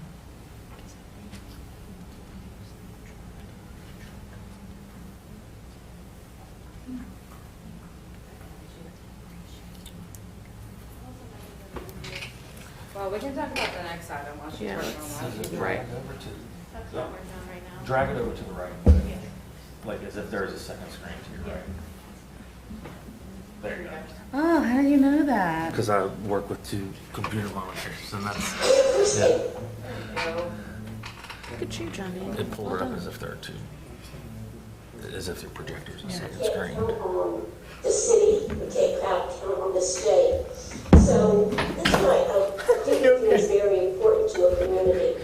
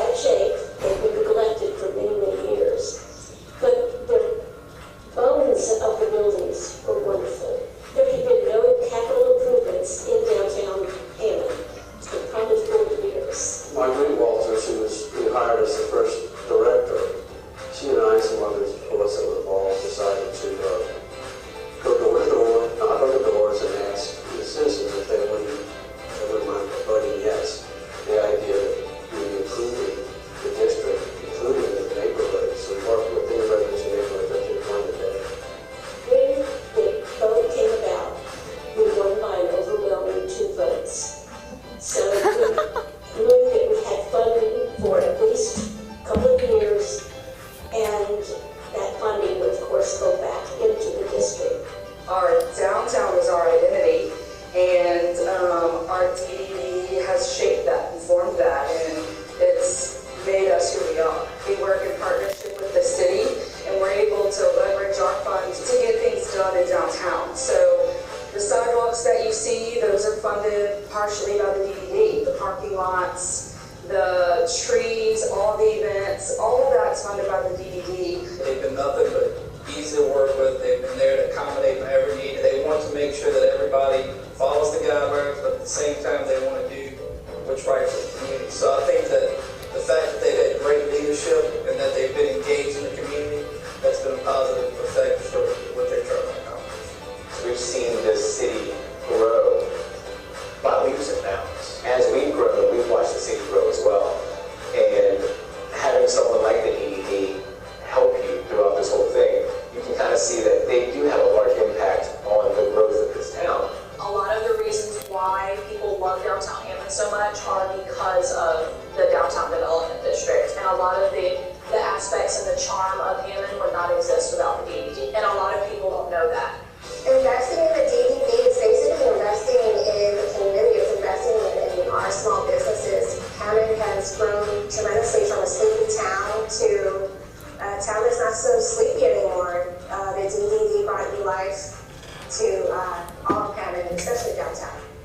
Bringing organizations, coming up with projects, they're able to do these things by funding. So funding the downtown development district will continue these efforts in bringing diversity and building the community, building the relationships within the community.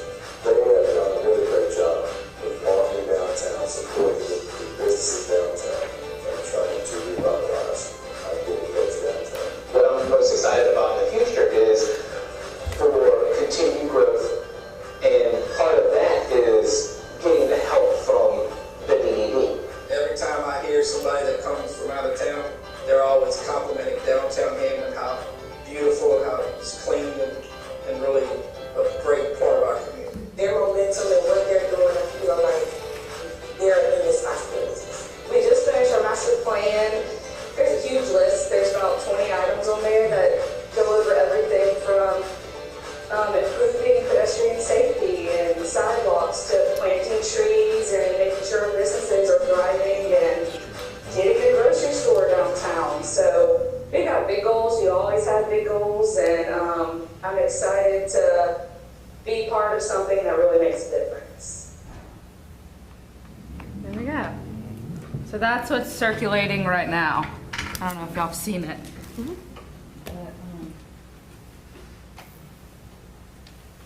Okay, but the second part of that, and Antoine's has done a really great job and everything that they provided. The second part of that is that we did not, at the last meeting, vote to transfer the funds from the general fund to pay for Antoine's.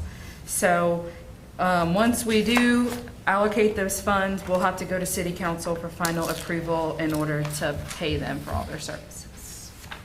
We don't have anywhere in the budget that. Not $14,000. Okay. No. We spend a lot of money on facade grants this year, which is great. But usually, you know, we could have transferred from facade grants, but we've spent lots, which is awesome. Yeah, that's send back in. So we need to make a What big is the motion. quantity on here? One more time? What did the quantity, like, it says 2 for social media, 2 for? 2 months. 2, okay. Mm-hmm. That's the months. The 16 is hours. And then the things that are just one quantity, like the photo shoot and the video, those are one. But typically the 2 is the monthly.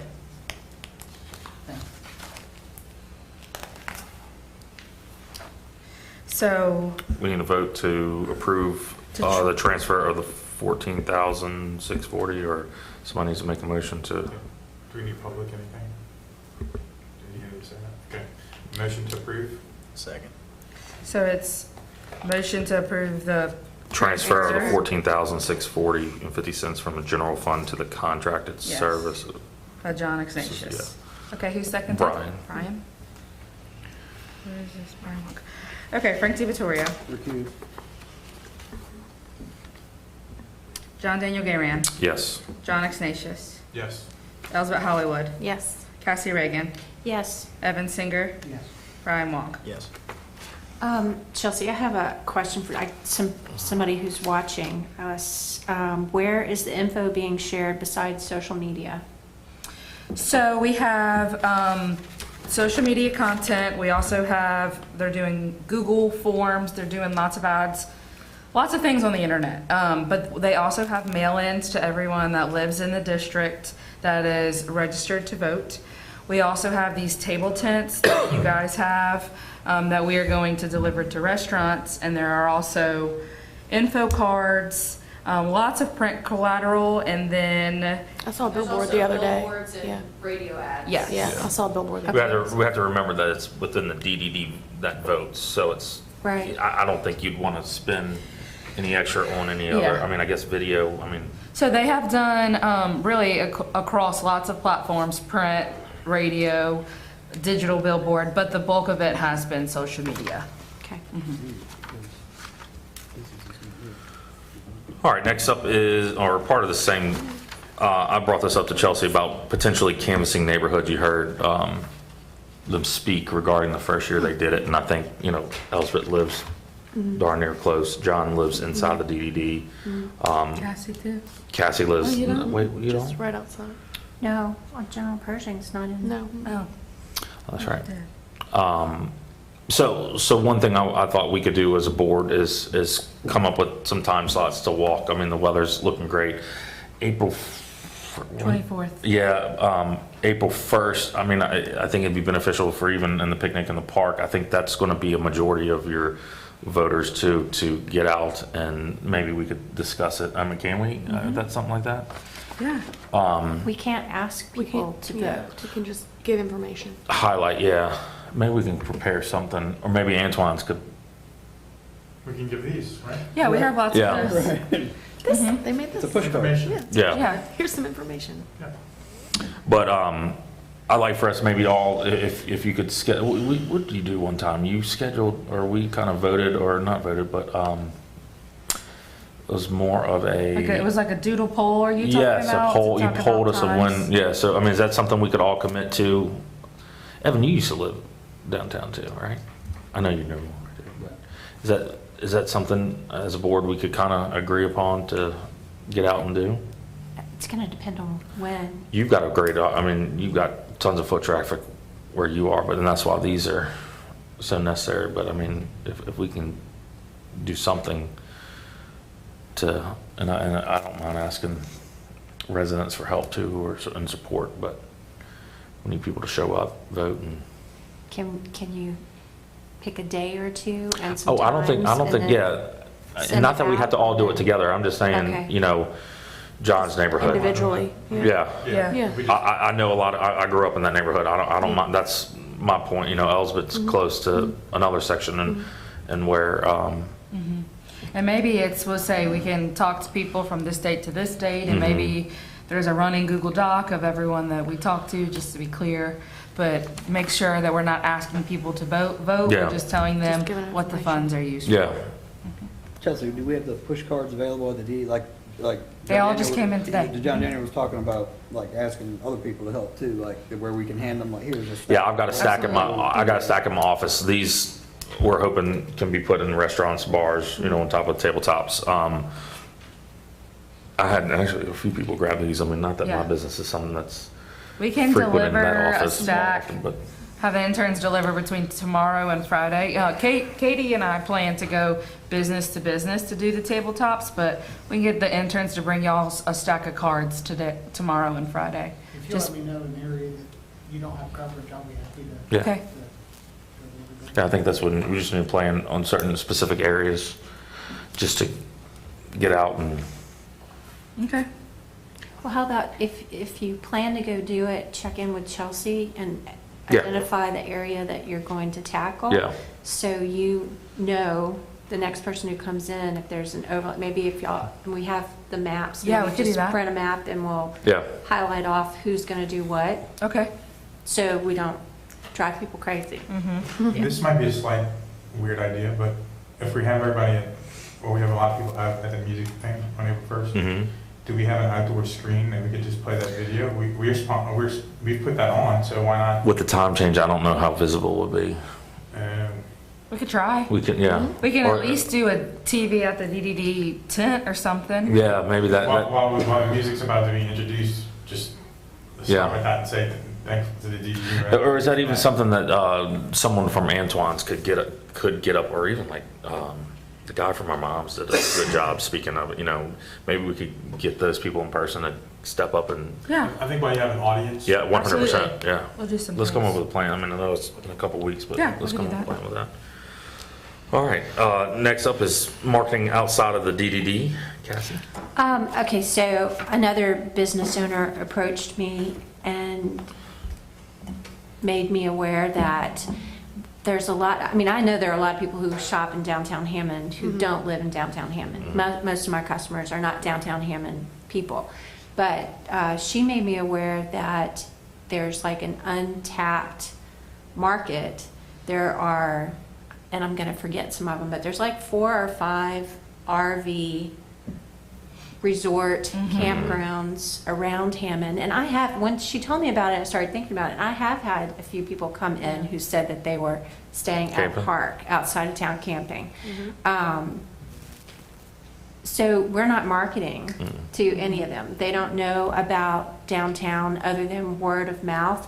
She said she'll have somebody come in and kind of discover her and then go, and she's like, go back, please go back and, tell everybody else over there. Right. So the people who are finding their way in it's word of mouth. So, I mean, we're doing this kind of thing to pass the tax, but why aren't we doing this kind of thing to get people who are staying in and around the area? Or even the sports park. I mean, that's something that.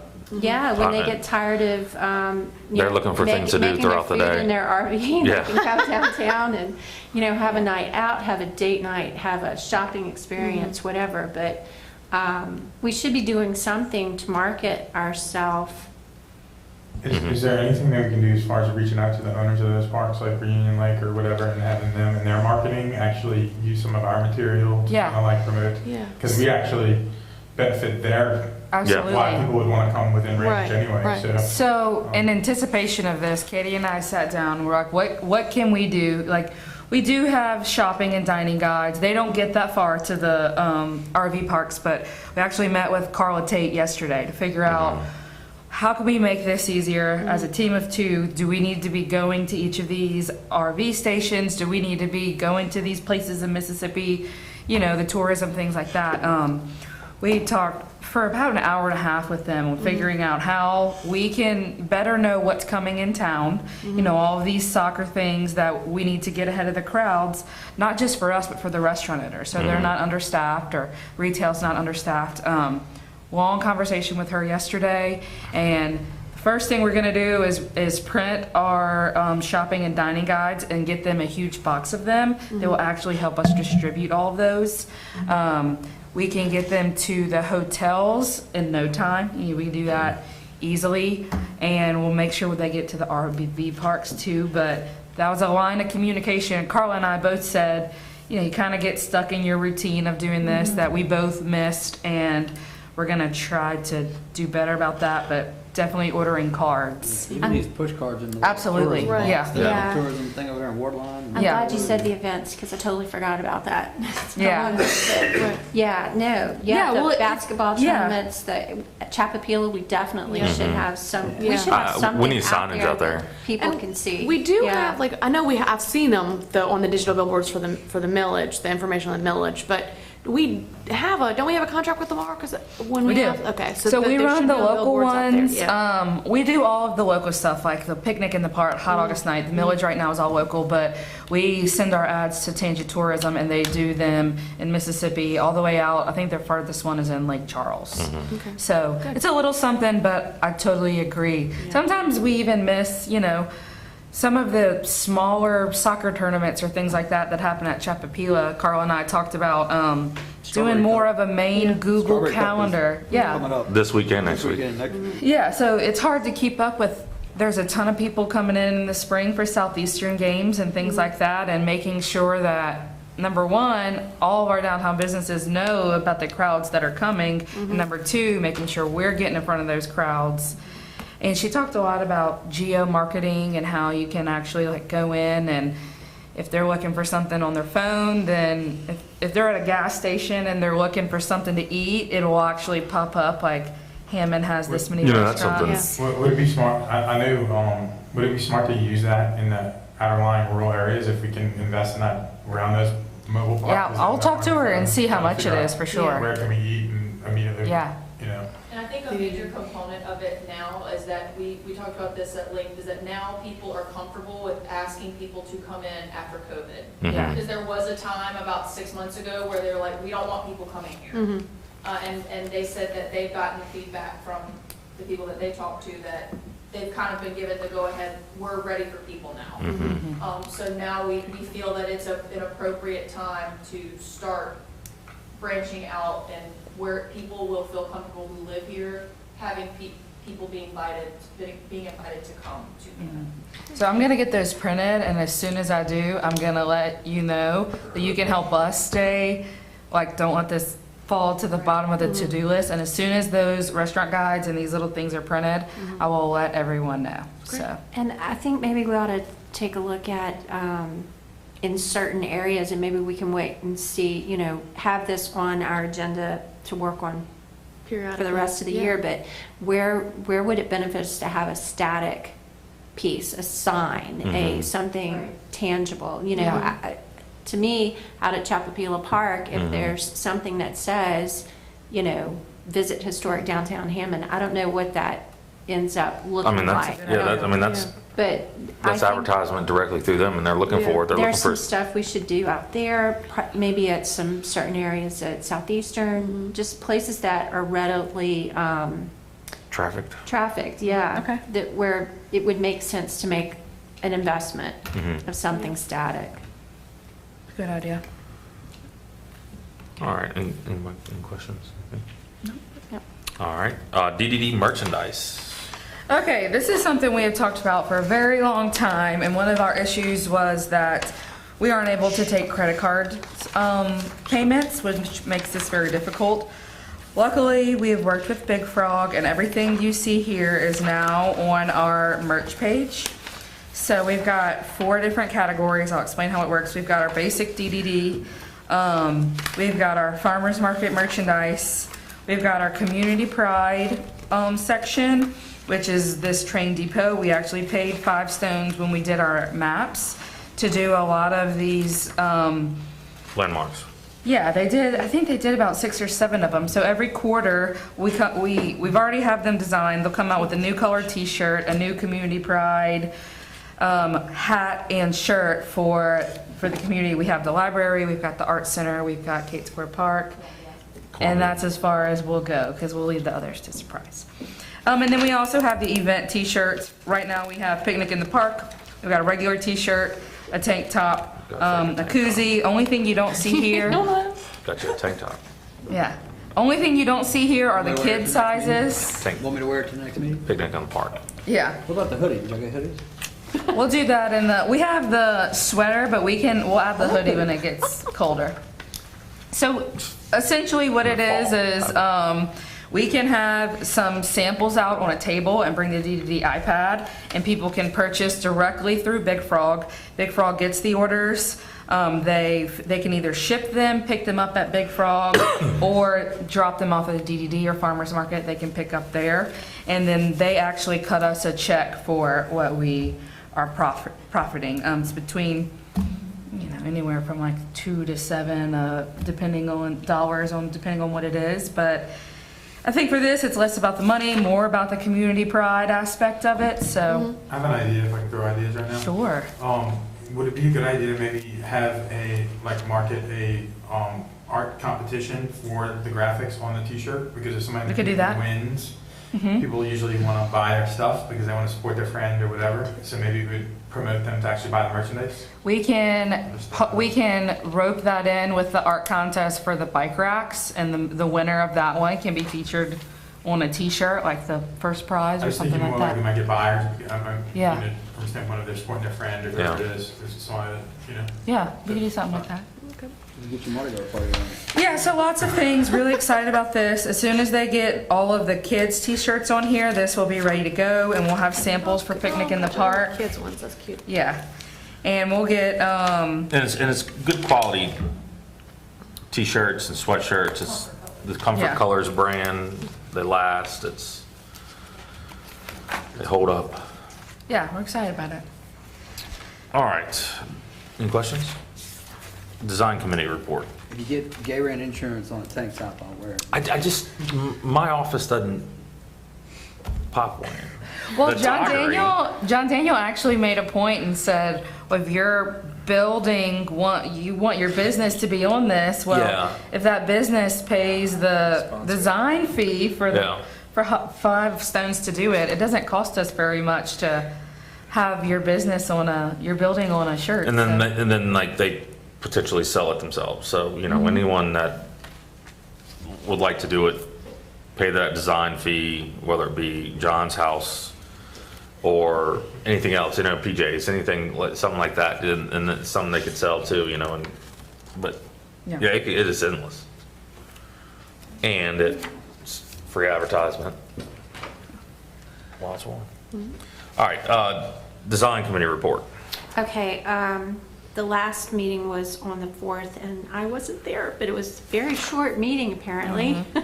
The wayfinding signs, there's one change that has to be made, and then we'll hopefully be moving forward with that.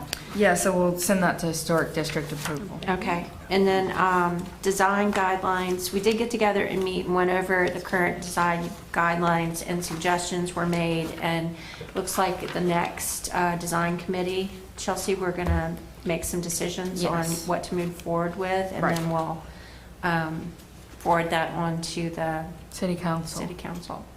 So that's kind of it. They also have a meeting in the morning for the Hammond Station architectural review. It's at 9 a.m. So that's their last approval that they need before the project can go underway. Tomorrow morning here? Mhm. Okay. All right, events committee report. That's you. As you can see, picnic in the park, we got the date set, the band set, time set.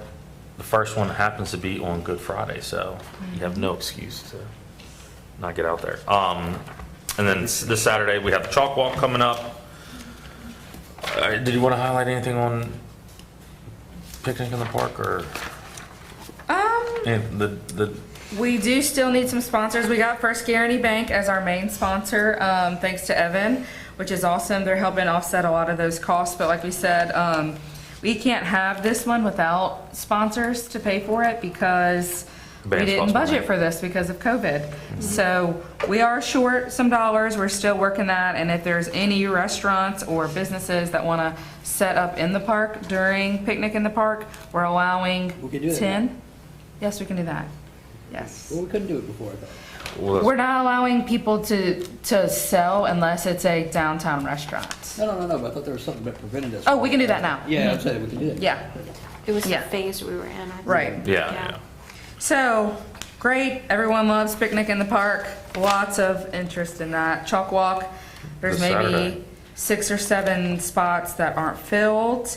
And I know Cassie had the concern about telling them where to chalk. The first time we did lay out and say, you chalk in spot number 1, number 2. It ended up not working. People chalked where they wanted anyway. So on Saturday, we're actually having them just sign a little thing that says, we're gonna watch out for people on the street. You're basically keeping the sidewalks open. You have to be, I wanna say it's like 20 feet or so away from a business that is open on Saturday. And that you are responsible for your children, and no children are chalking by themselves. You won't leave them to go get a drink at La Coretta. So, And we will be staffed too. Yeah, we'll be there. Myself and all of our interns. we're all there, walking around yeah. monitoring. Is it just down Thomas, or is it kind of anywhere in downtown? It's really anywhere downtown. Eddie's is a sponsor, so the Art Center really wants to push people towards the parking lot at Eddie's. I think he's got some coupons for some free ice cream cones and things like that. But we give them a map of downtown. Most people stick to Thomas Street and Kate Street. Okay. But we kind of give them, we also give the post office, the little sidewalks on the post office, we tell them for the younger kids, there's not a lot of people there, it's a grass area. They could also do Kate Square Park, so this is now the third one that's been successful, so I'm interested to see where people branch off to. I wonder if we can encourage the artists or the parents to post to social media with a hashtag or something like that. I think they have a card. Okay. We do that, and we take pictures too. Good. Yeah. All right, director's report. Talked about Chalk Walk. We did have a couple restaurant owners that asked about QR codes. They're really interested to see if Hammond is up to times with the QR codes and how people feel about them. I guess right now it's really easy to keep specials and prices and things that are out of stock updated with a QR code menu instead. So right now we're doing that for the restaurants and just seeing what people's thoughts are. So there's a survey out now. We took the opportunity also to say, how is the DDD doing communicating with you? How do you see us? What can we do better? Where do you get your information from? So make sure you take that. It's all on all of our social media, on our website. We do it in our newsletter. Yeah. Yeah. The nonprofit, we went round and round. I've actually was looking for other organizations that are set up like us. The one that I found closest is in Mississippi. She's now the director of Main Street Mississippi. I had long conversations with her, with Andre. Really, the cons of having a nonprofit outweigh the pros. So right now we're gonna just say no nonprofit unless there are huge sponsors that we have that need to go through a nonprofit, or there are, if we wanted to get donations for beer for our event, right now we don't have that much. So we can really do almost anything that a nonprofit can do through the DDD legally. And ATC has approved that. I called to make sure. So we're good. EIN number, myself, Elizabeth, and Michelle have gone round and round. Didn't know if DDD ever had an EIN number. We thought we went through the city. We applied for a new one. Turns out we have one. Couldn't verify the information, so we have sent in a letter to hopefully get a duplicate copy, because there are a lot of grants right now that we are missing out on because we don't have a DUNS number, and you need an EIN number to apply for that. So we're kind of sitting ducks waiting for the IRS, but that's in the process. Well, you had to request it by mail? Yeah, you have to Yeah. request it by mail. Because it's all, we I'm already still have waiting for one that I Yeah. requested Yeah. 2 months ago. Oh, good. It takes like Do 6 we weeks. have a merchant committee right now? We don't. We don't. The last time we had a merchant committee was about a year and a half ago, maybe 2 years ago, and at the time there wasn't really any projects that they were working on. It kind of was more of an idea committee, but I am more than ready to put that back together as long as we've got some deliverables that we can do, and it's not just a ideas committee, you know? Yeah, I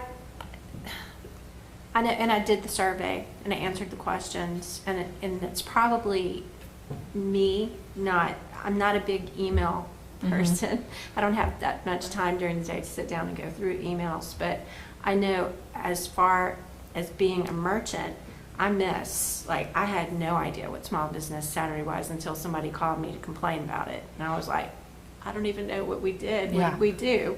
And the heart thing, I didn't even know what to do with it. So I guess maybe I'm missing emails that are coming to me explaining what I'm supposed to do with it. But I feel terrible that I am on the board and a merchant and I don't participate in a lot of these things because I don't know about it. And I feel like we have a handful of retail businesses in downtown. We need more retail in downtown so that people actually come to downtown to shop, because if you lose that retail component, that's a big part of what makes a downtown Absolutely. viable and successful and all of those things. So we don't have to answer any questions today or doing anything today, but I feel like we need to keep doing everything we're doing, but we also need to support and promote that element as well, and make sure that the people who are supposed to be participating in something like that, or the people that's supposed to benefit, actually know what's going on. Are you getting any feedback from anybody on what they feel the best way of getting to find that out would be? Because they're communicating in a bunch of different ways, so I'm wondering what would be So the only three that I have myself, I'll just say Susan General Store and Bayou Booksellers. The three of us never know what's going on. What would be the best way that y'all would like to be communicated to? Face to face. Yeah. Face to face, or I think that's right. Maybe it's a phone call even is fine.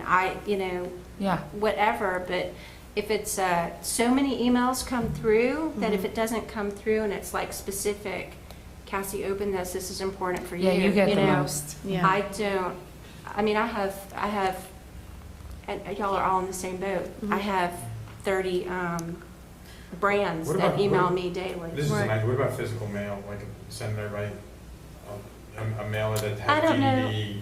I don't know that snail mail is. I think it's either it's a handful. It's not very many. It's not very many, and that's I think there maybe even initially just especially since there isn't a merchant committee currently, maybe some personal touch. So I think it kind of goes along with some of the feedback we've gotten recently. I don't think that the merchants want a merchant committee where they have to sit and do projects.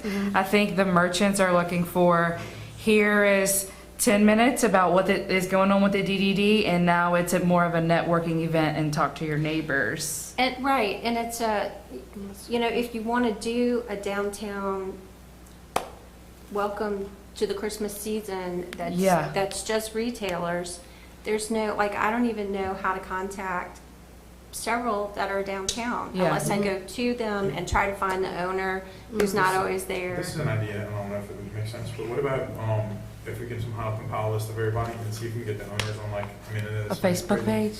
No, I'm actually thinking like a group me text or something. That everybody's, or Facebook Messenger group. Like we have a our neighborhood Messenger group that everybody talks about what's going on, and it comes across because that's what I pay attention to.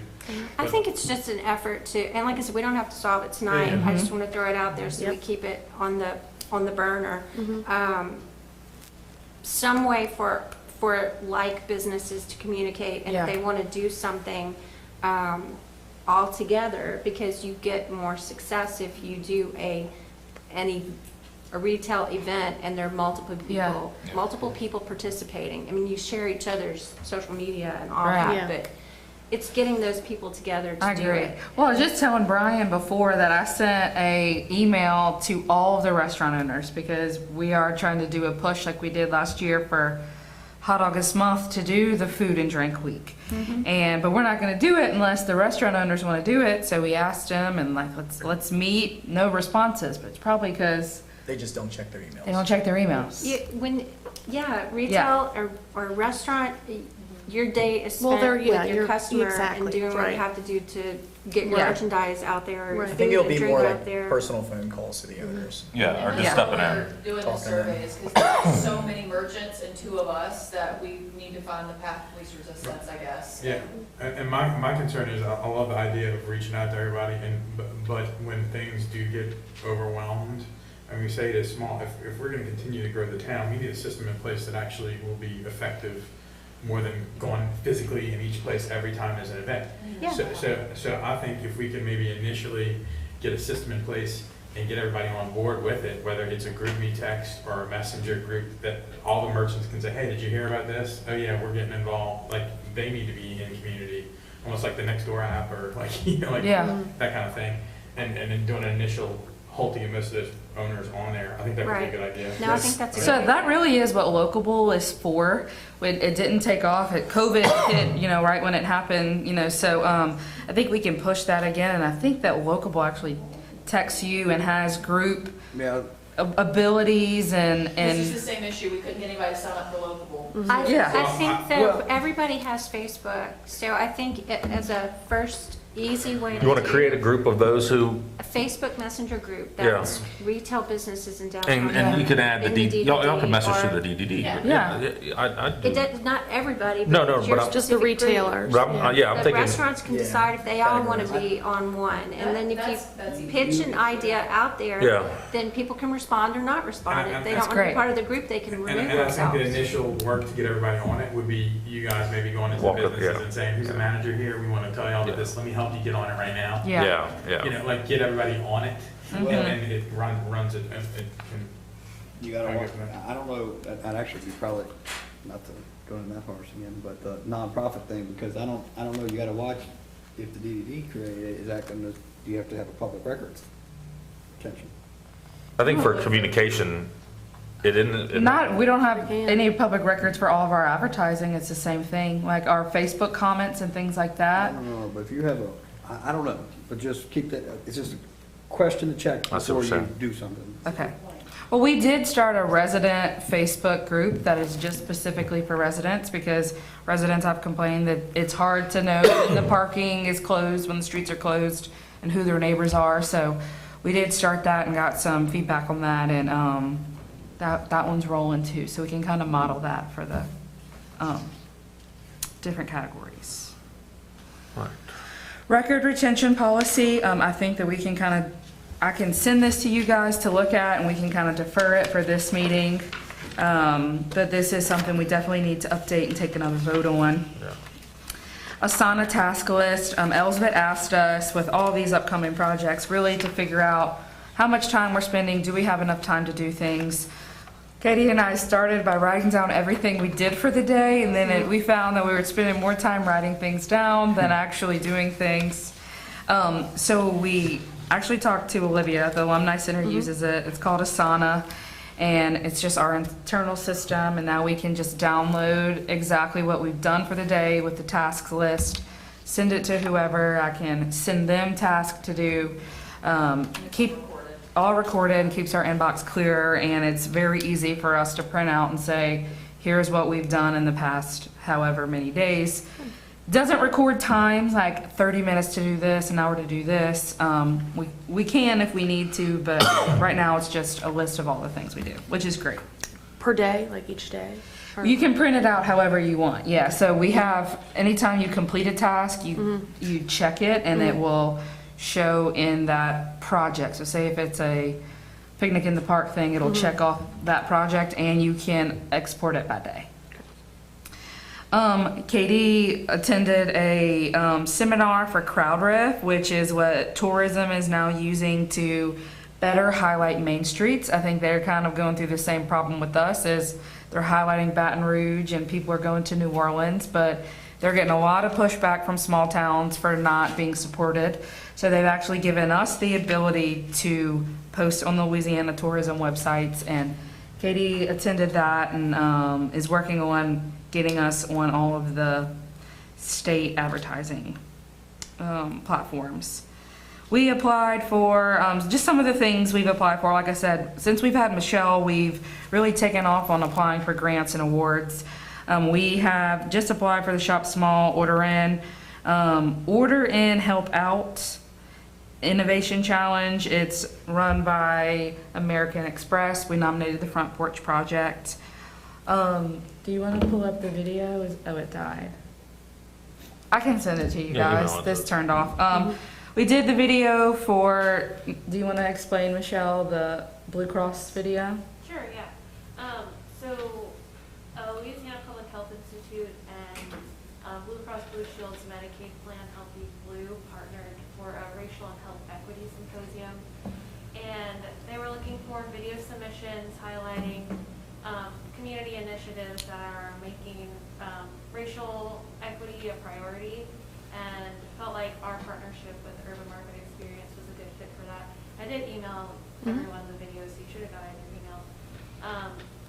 But it was very well received. It was at the symposium, and was a good opportunity to sort of outreach the DD to potentially different types of funders. You know that a lot of the work that we want to do that aligns with our master plan and sort of all these projects we want to see happening downtown. Healthcare plans are, most all of them have foundations, and as they move towards more holistically addressing health, they know that building a healthier community is an essential part of that. So it's exciting to see us sort of connecting our dots in different ways, and the potential to sort of apply for different types of grants and funding to have our vision come to life downtown. So it was like I said, very well received, and our partnership with UMX is I think really great for downtown, and the network they have, their small Black-owned businesses, is exciting for us in our future too. And do the Once Upon a Time in the Park.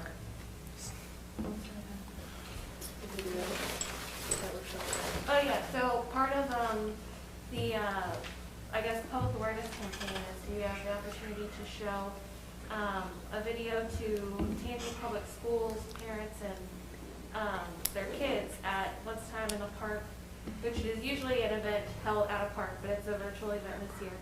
And it's a free opportunity to share our message to those folks. And I think we're going to probably select one of the Antoine videos for that opportunity, and hopefully be able to work with them moving forward of holding the event in downtown. So yeah, lots of exciting things and future partnerships, hopefully.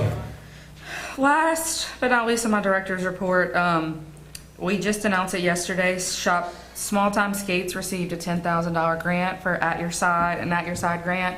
It was only went out to Main Street. You had to be part of a Main Street to apply.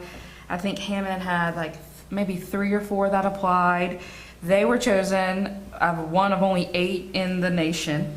And Hammond is one of only 5 cities to have multiple winners this year. So Salon Nouveau got one of the last grants. What was that? Heartbeat of Maine. And then Small Time Skates got this one. So that's a really big, on a Main Street level, a big national congrats to us. So. What do you think what is that attributed to, that we're winning those? I really don't. All we do is write letters of support for them, but we are known for Main Street. You know, we've got the GAMSA award. We've been a semi-finalist for the GAMSA award, and I never miss a National Main Street meeting. I never miss a National Main Street conference. I can't tell you who the judges are, but I know that they know me. I know they know Hammond, because we put our face right in front of them every opportunity we can. Absolutely, yeah. I was actually just put on the leadership team for Louisiana Main Street. They've got a new leadership team, and I'm one of the members of that. So, yeah. What happened with the post office street closing? Is that? So we actually were going to close it off the week that it was freezing. We talked to John Daniel. We had a date, yeah. We did have a date for that. It was that Saturday before Mardi Gras. And after talking through it with Lacey, we talked through it with UMX. They were also doing a lot, and John Daniel. We kind of decided that to wait on it. It wasn't a good time. Let's do that when we know it's going to be better. Yeah. Right. I don't know how the. So when are we looking at? Are we gonna? It's not pressing right now. I think it would be worth it to get this project completed and then do a big event there or something. Yeah, if you had any ideas on, you know. But I thought we were trying to close it down once first to see what, I mean, it'd be better to do it now before you have a big event. Well, the city will not let us do it on a consistent basis. So if we do shut it down, it's going to be primarily for larger events. So we're not able. They're going to tie it in with like a Mardi Gras thing. Yeah. And it was with that you would shut it down. If we shut it down for a random Saturday, then you worry that 2 months from now something else might be going on in town. We'd want to shut it down, and the city not allow us to because we just shut it down a month or 2 before. So I mean, I think really we could kind of brainstorm on, you know, another date in the future. And close, I mean, it could be whenever, but, you know, maybe coincide with the music in the park, the Saturday after the Yeah. music in the park or something like that, maybe. Or with the grand opening of the railroad park or something Yeah, like I just that. thought we were trying to get a test run to Yeah. see what, because if it was not all the traffic chaos that everybody thought, maybe it wouldn't, or was concerned about, maybe it would be. Well, the mayor said no to consistent shutdowns for it. So I think that's kind of what we haven't done the test because it's more going to be for very specific events if we decide to do it. Good. All right, next up, we need to enter into executive session regarding our assistant director's evaluation and yearly raise. I'll just tell you the documents that we have here before y'all go into executive session. Here is Katie, Assistant Director. This was her hire date, what she's currently making. This is the city ordinance. This is a lot of what she's done just in the year she's been here. Our Instagram reach is up 654%.